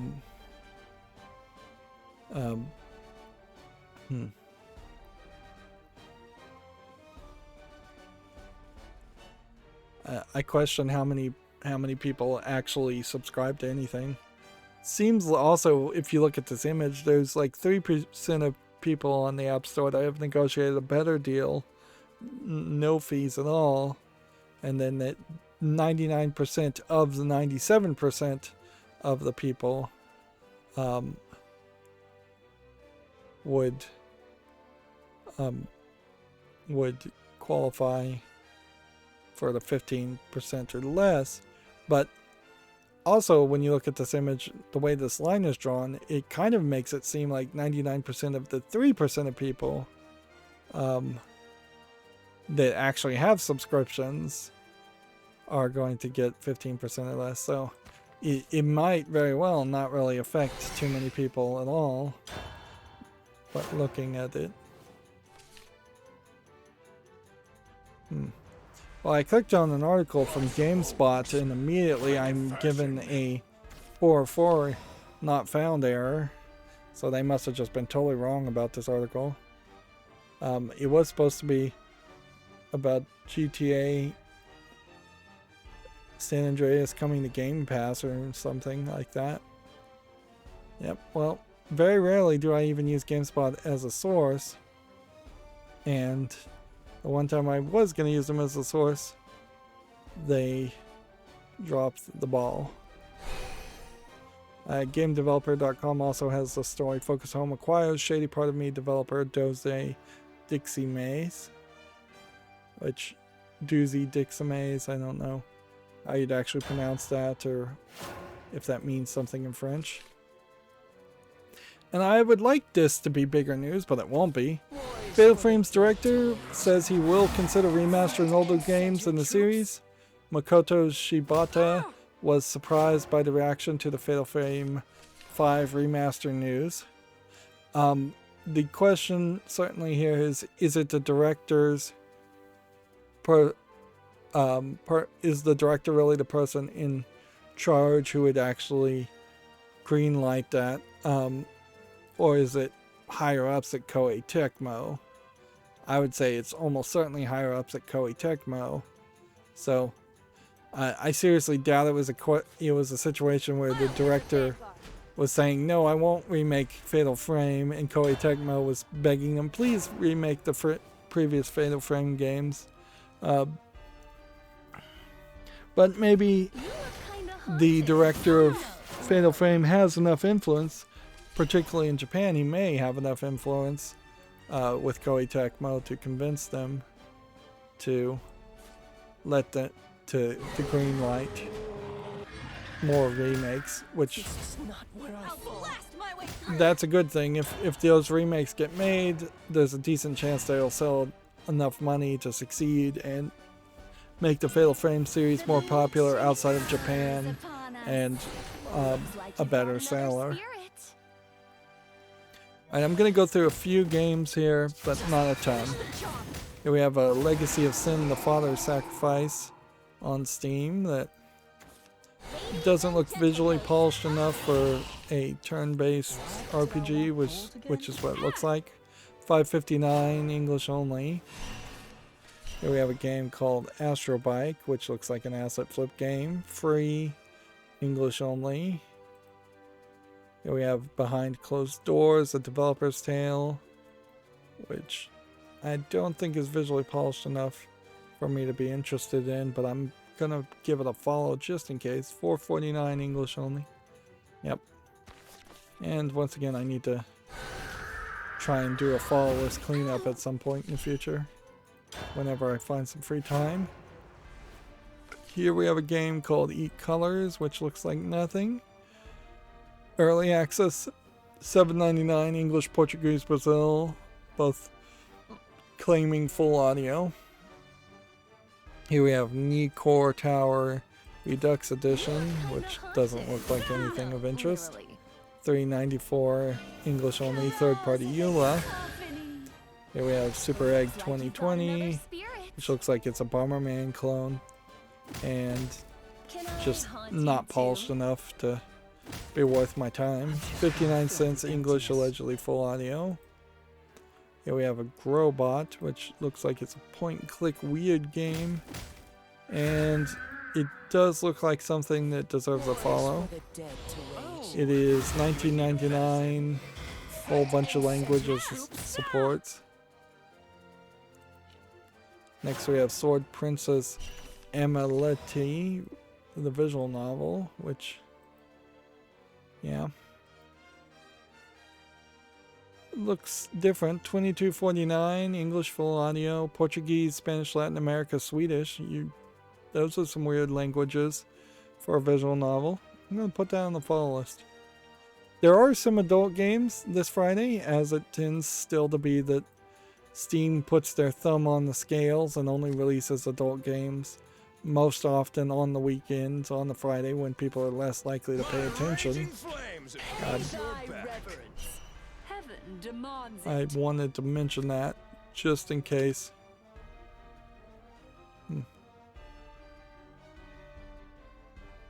2 damage here, I suppose. There's a lot more where that came from. Just in case we don't cover those adult games until Monday, I wanted to mention it. That twig won't do a thing.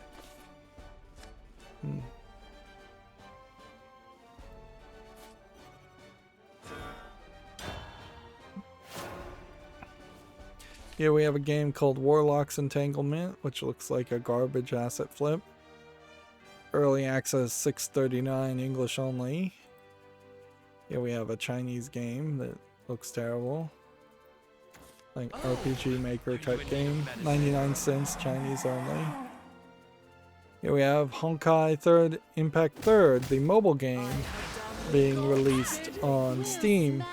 This is big news, but you can see it's 40% positive. People are not liking it. I don't think it's particularly a great game on mobile or Steam. As in-app purchases, partial controller support, that may be a big sticking point. Japanese full audio. This victory is a testament to your strength.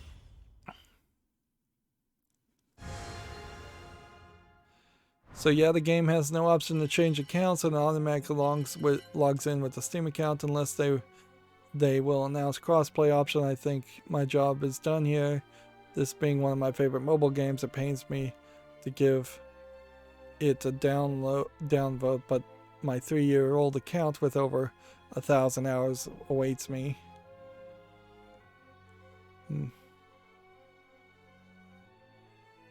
Here they say use the official PC launcher so you can also play on the phone. So it's just like no crossplay. And that's what is pissing people off. So you've got fans here of Honkai Impact 3rd that want to play it on Steam with their old account, and clearly they should have known that that would have been the idea and what you would have wanted to do, and yet they have kind of failed completely to accommodate for that, which only makes sense if they were hoping for 100% new players to play on Steam and just wanted to drag everybody else to playing the PC official launcher instead of the Steam version, or play it on mobile. I bring unto you But serenity. in the meantime, what they've done is create a whole lot of bad blood for no good reason. So yeah, that's a bad way to launch a product. No way around that. Another bad way to launch your products, such as Toy Soldiers HD here, is to delay it multiple times and then have it finally come out and still be only 61% positive. This one's $29.99, whole bunch of languages. What's the complaints here? There's no co-op. It's locked at 45 frames per second. According to this person, graphics and controls are nowhere near improved enough to be called HD. No ultra-wide. This product was refunded, just a simple tower defense game which pretends to be a battlefield in the trailer. Just slightly cleaned up graphics versus the old Xbox game and doesn't run particularly well. Yeah, and see, I remember playing this also on Xbox, and I was definitely considering purchasing this and covering this. And calling it a tower defense game is not inaccurate, but it was one of their first tower defense games, so I think it deserves a little credit there. But not enough to really buy it when the reviews are this bad. The only thing I could do is bend over backwards and put it on the follow list, and I guess I'll do that just in case they improve things, improve the frame rates and stuff. But at a certain point, it's not realistic to put something on the follow list in the hopes that at some point in the future they get their poop together and actually fix the frame rate or fix the graphics. You can't potentially buy a game or even think to buy a game based on what it could be versus what it is. Heavy impact sustained. Let's see. Hostile life form detected.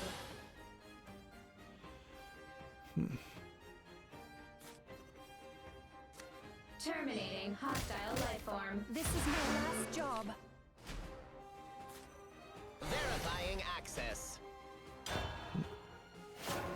Here we have a game called Spacious Snake, which looks like it's just a simplistic puzzle game. Basically a snake game. Nothing of interest there. 74 cents, English only.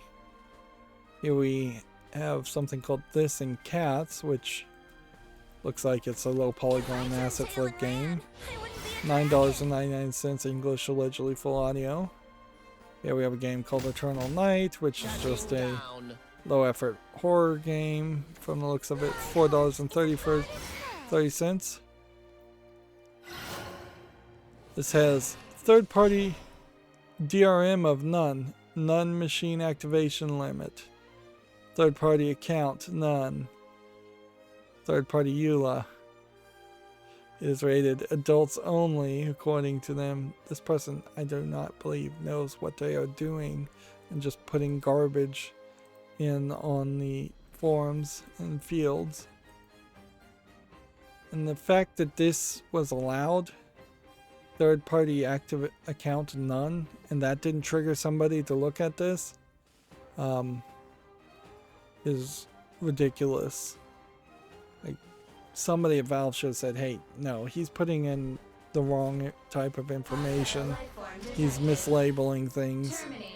This person doesn't either understand language or is intentionally putting in the wrong information.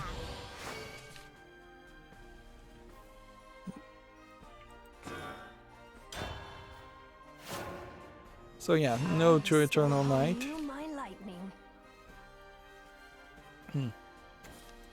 No Straight Roads Encore Edition is on Steam, which is weird because it seems like they've kind of renamed it, because I think it was just called No Straight Roads before, and maybe there's some new content here.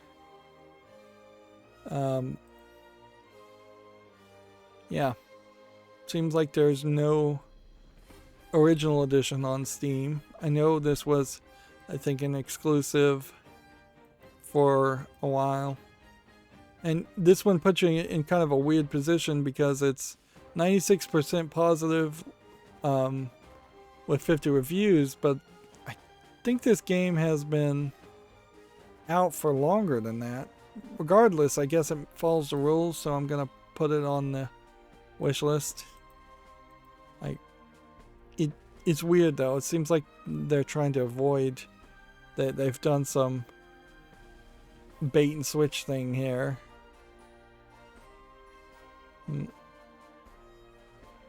By changing the edition and potentially getting rid of negative reviews. But maybe that's not what happened. I can't be certain. I guess the truth would probably come out eventually, and if it is a bad game, it'll still get reviewed badly. And if people were mad at it for some reason, it would still get reviewed badly. Begin.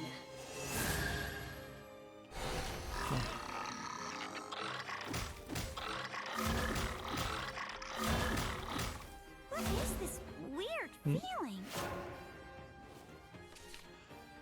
Here we have a game on Steam called Grid Slayer, which is like a card battler movement game. Or your tears. Visually, it's not polished enough, unfortunately. Early access, $10.19. English, allegedly full audio. Here we have EQ Countries, which is a quiz game for 89 cents. English and Russian, allegedly full audio in both. That's going to be a no. Here we have a game called Kill Squad, which looks like it's a hack and slash game. It's rated mostly positive, very positive. Single player, online co-op, English full audio, $16.99. I'm going to put this on the fall list just because I want to consider it a little bit more. But it seems to meet all the metrics. It doesn't have any in-app purchases or anything, so there's really not a good reason not to just put it on the wish list now, but I'm going to wait. Discard a card, draw a card. Pigs, where are you? This one. Play this. Play this. Play that. Verifying access. Sleep. Ah, the design fault lies with you. Alright, let's hit this one I am such and a that genius. one, Such a good guinea pig. and then that one. You're a fiery one. I think this probably needs to be our last game My light for today, and we'll just try and cover some more games. Here we have a game called Soccer Balls, which is clearly just a soccer management simulator. 11.69 English only. Here we have Morocco Island, which looks like it's a horror kind of RPG maker, but I don't know if I can completely dismiss it either, Shutting down. because it seems like it's an attempt at something here. I probably will dismiss it eventually, but I want to maybe wait for some reviews. $7.99 English full audio.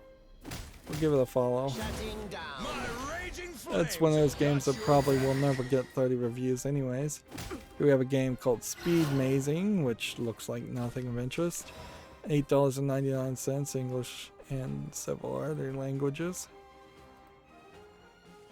Let's see. Do this, And lies. and then this, and then this. Everything was a lie.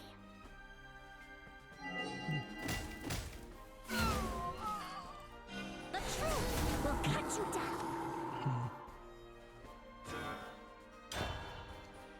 Here we have a game on Steam called Space Tech, my light which looks like nothing of interest. Early access, free to play, in-app purchases, English, If I turn full tail and audio, ran, there allegedly, wouldn't be a dragon. in-app purchases, and third-party EULA. Here we have a game called Pumpkins. How does this game really play? Hey, this wasteland's a fixer-upper. Like, are you supposed to This pick up thing's more pumpkins vicious than a before nine-headed dragon. something attacks you? Power of mortality. Like, theming for Thanksgiving and Halloween is good, but the actual gameplay here looks like kind of nothing of interest. It does seem like this is one of those games where you failed to really make a good gameplay mechanic first, and you've just got an idea or theme. $3.39 English only. I think we can pretty much ignore that. Here we have a game called D's Nuts, which clearly is a joke game of no interest. 99 cents English only. Turn to the title screen to get your daily bonus, I suppose. Here we have a game called Sands of Aura. Or Aura. I guess that's Aura. A-U-R-A. It might be something here. Early access, $19.99 English, allegedly full audio. I'm going to put that on the follow list and we'll see. Here we have a game called Swarm the City Zombie Evolved, which looks like it's a real-time strategy game where you control zombies. Not a terrible thought. That might work. $11.99, whole bunch of languages, third-party EULA. We'll put that on the follow list.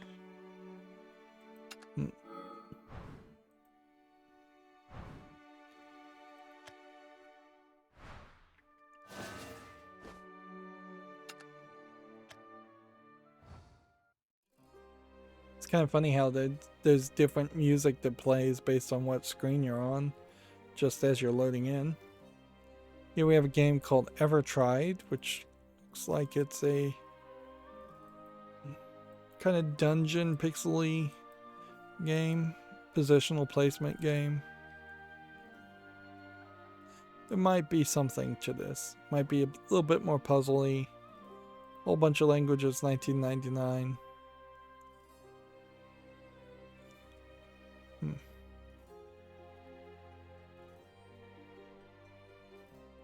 Yeah. I'm gonna give this a follow, but probably would say no to that. Here we have Moons of Arden, which looks like nothing of interest. Early access $5.99 English and French. I'm just trying to get rid of enough games so that we don't have like 100 on Monday. Here we have one called Aquarium Designer. It's not a terrible thought, particularly if you were selling like aquarium parts. You have a simulation of this. Also, it's not a terrible thought to have an aquarium and fake fish that you don't have to feed and will ideally never die. So this is $8.99, English and several other languages. I'm gonna put this on the follow list. The only thing that I think is kind of missing here is the fact that it's not VR, because this probably could work fairly nicely if it's VR.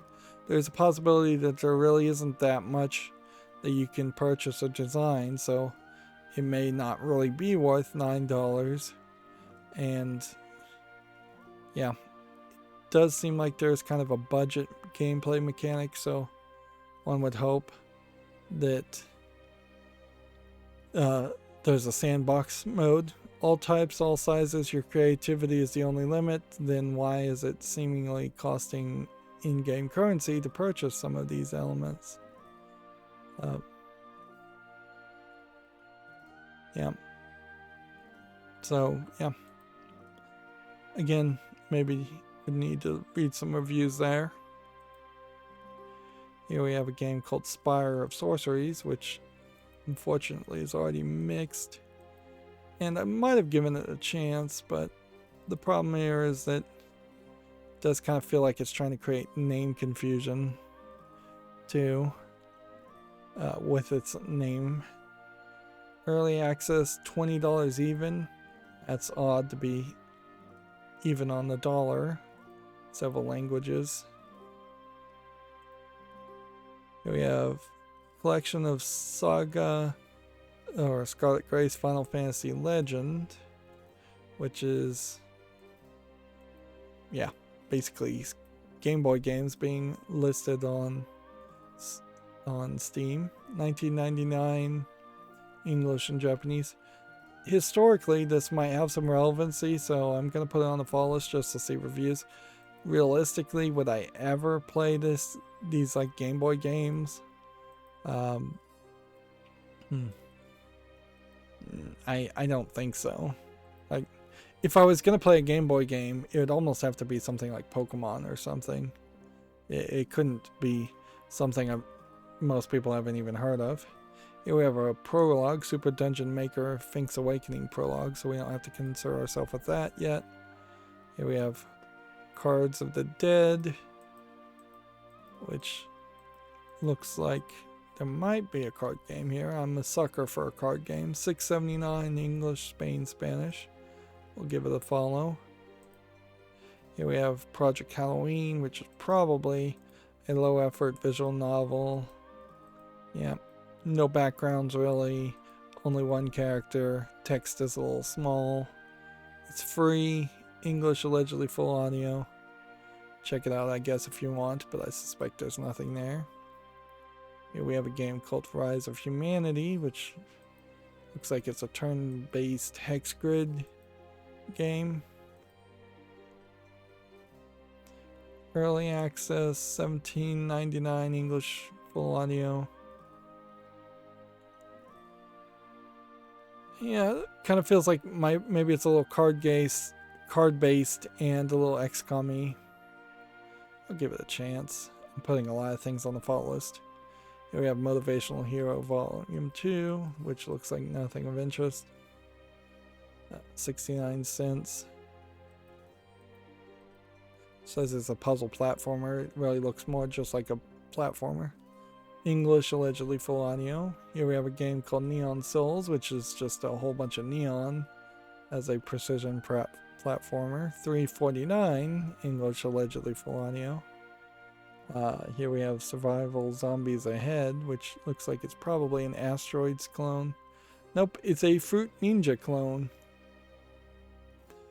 The problem though is Fruit Ninja with a mouse doesn't really make that much sense. And Fruit Ninja as a game kind of never made that much sense after about 5 minutes of playing it. Weirdly, you're cutting out the brains of the zombies, where logically you would actually be cutting out the brains of the humans and avoiding the zombies. They've gone completely in the wrong direction here. 59 cents, English only. I think I'd have to say no to this. Here we have Pieces of Beauty 2, which is a jigsaw puzzle game, but fairly large jigsaw puzzles. Lots of pieces. You typically don't see that in the low effort jigsaw puzzles that typically get released. $1.79, English only. Here we have Knights of the Tiny Table, which looks like it might be something close to a spin on a dice rolling game. Yeah, there might be something to this. It's kind of like, what could you do to turn Yahtzee into more of a RPG type experience? $3.59, English only. Interesting idea, unique idea, haven't seen it before. That definitely deserves a follow. We have Luffy Way Back Home, which looks like it's a pipe game, basically. Although they've turned the pipes into channels where you're boating. I just don't think there's enough puzzles here, though, to justify it. Even at $1.69, English only. And then they're trying to advertise this whole different game. So, you know what? If this is like a cross promotion for the other game, that might have convinced me, but nah. The graphics still don't look that good. Like, you need just a little bit more polish. Yeah, and basically you'd have to give this game away for free, too. Here we have a game called Hidden Office, which looks like it's a hidden object game. Yeah. It does look different, but I'm not sure I still would want to play it. $6.29, whole bunch of languages. I'll be generous. I'm being a pushover today. Here we have Disciples Liberation, which apparently people are loving that, so I'm going to put that on the follow list. $39.99, or the deluxe edition for $49.99. English, French, and German full audio. Several other languages supported. Here we have a game called Slap the Rocks, which is a box pushing game.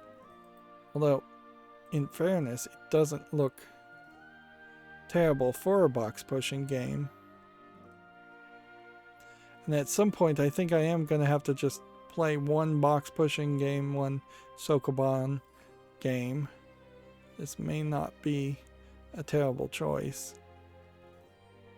So I'm going to give it a follow. $1.19, English only.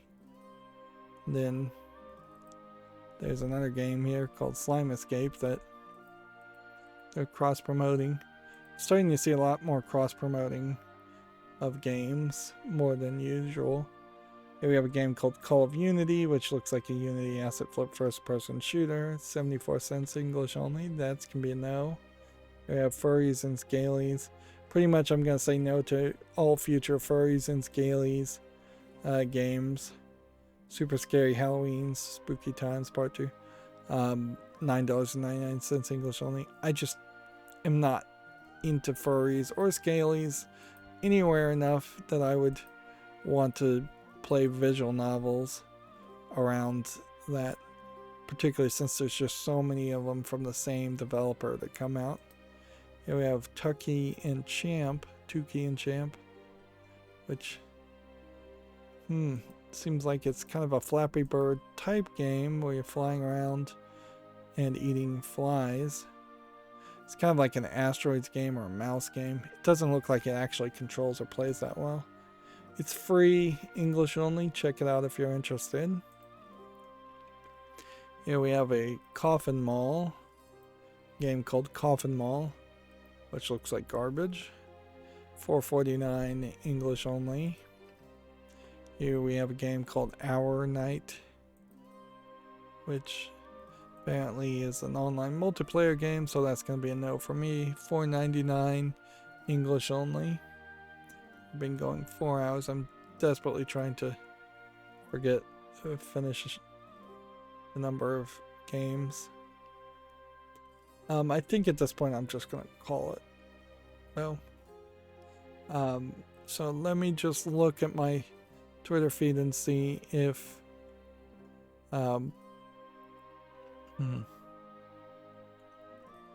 see if there's any news. Unity for Games, which is apparently what Unity Games Twitter feed is now called.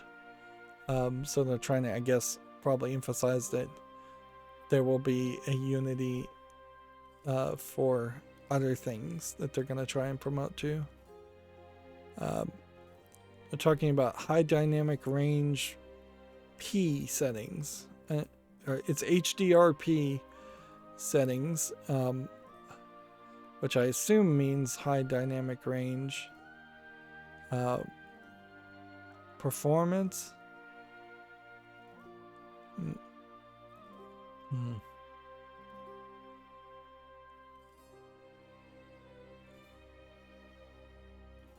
Right. Still just scrolling down my Twitter feed to see if there's anything new that needs to be talked about. That really doesn't need to be talked about. That Unity is promoting itself and promoting new options. Alright, I think you can probably assume that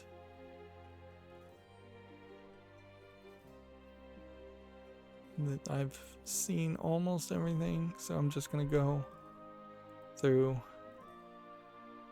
the other feeds instead of my main feed. There was what looks like an adult visual novel, Japanese visual novel called Renai. Yeah, I can't even pronounce it. Subtitle is Love for Hire. We'll talk about it on Monday, but it came out about 3 hours ago, so yeah, I will once again mention that this is not a case of there not being any adult games that came out this Friday. It's a case of me not getting through all the games. And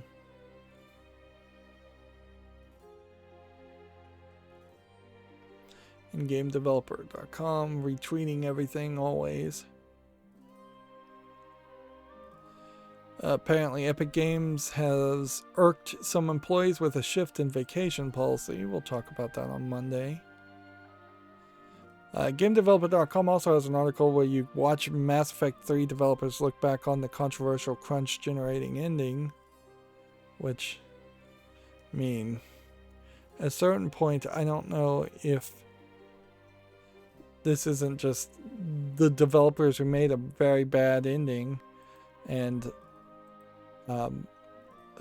trying to pass the buck. It probably isn't that probably isn't the case. It probably is that they were not given enough budget and time to do what they wanted to do. But the Mass Effect 3 ending really is an ending that feels like there was just no vision or thought behind it at all. So if there was a real artist or director who cared about the ending of that story, they definitely didn't stand their ground or threaten to quit or do anything to ensure that that turned out well. Everybody seems to have willingly gone along with the idea of the bad ending that you got, and it's not like a few tweaks or anything like that would have changed it. Having one ending probably would have been for the better, but even the best ending out of the 3 or 4 different endings at Mass Effect aren't particularly good endings. I don't think. I don't feel that that's the case. Alright, anyways, we've been going 4 hours. We'll probably have a lot of games to cover on Monday, but that's going to be it for this stream. As always, I ask you to like, share, subscribe, comment, and watch every second of my videos. If you want a friend or follow me on any social media sites, there's a whole bunch of links down below. And if you want to support me further, there's a link to Patreon, or you can friend me on Steam and gift me a gift card or game off my wishlist. And then, yeah, if you click the subscription bell and it's no good for you because of the amount of content I put out, unclick the bell. That's fine. Please don't unsubscribe from my channel, but yeah, you can definitely unclick the bell. That's if I'd rather you be satisfied. Same, I guess it's true if you need to unsubscribe from my channel. I'd rather you be happy than just stay subscribed and then grow the hate my channel. Anyways, thanks for watching. Have a good evening.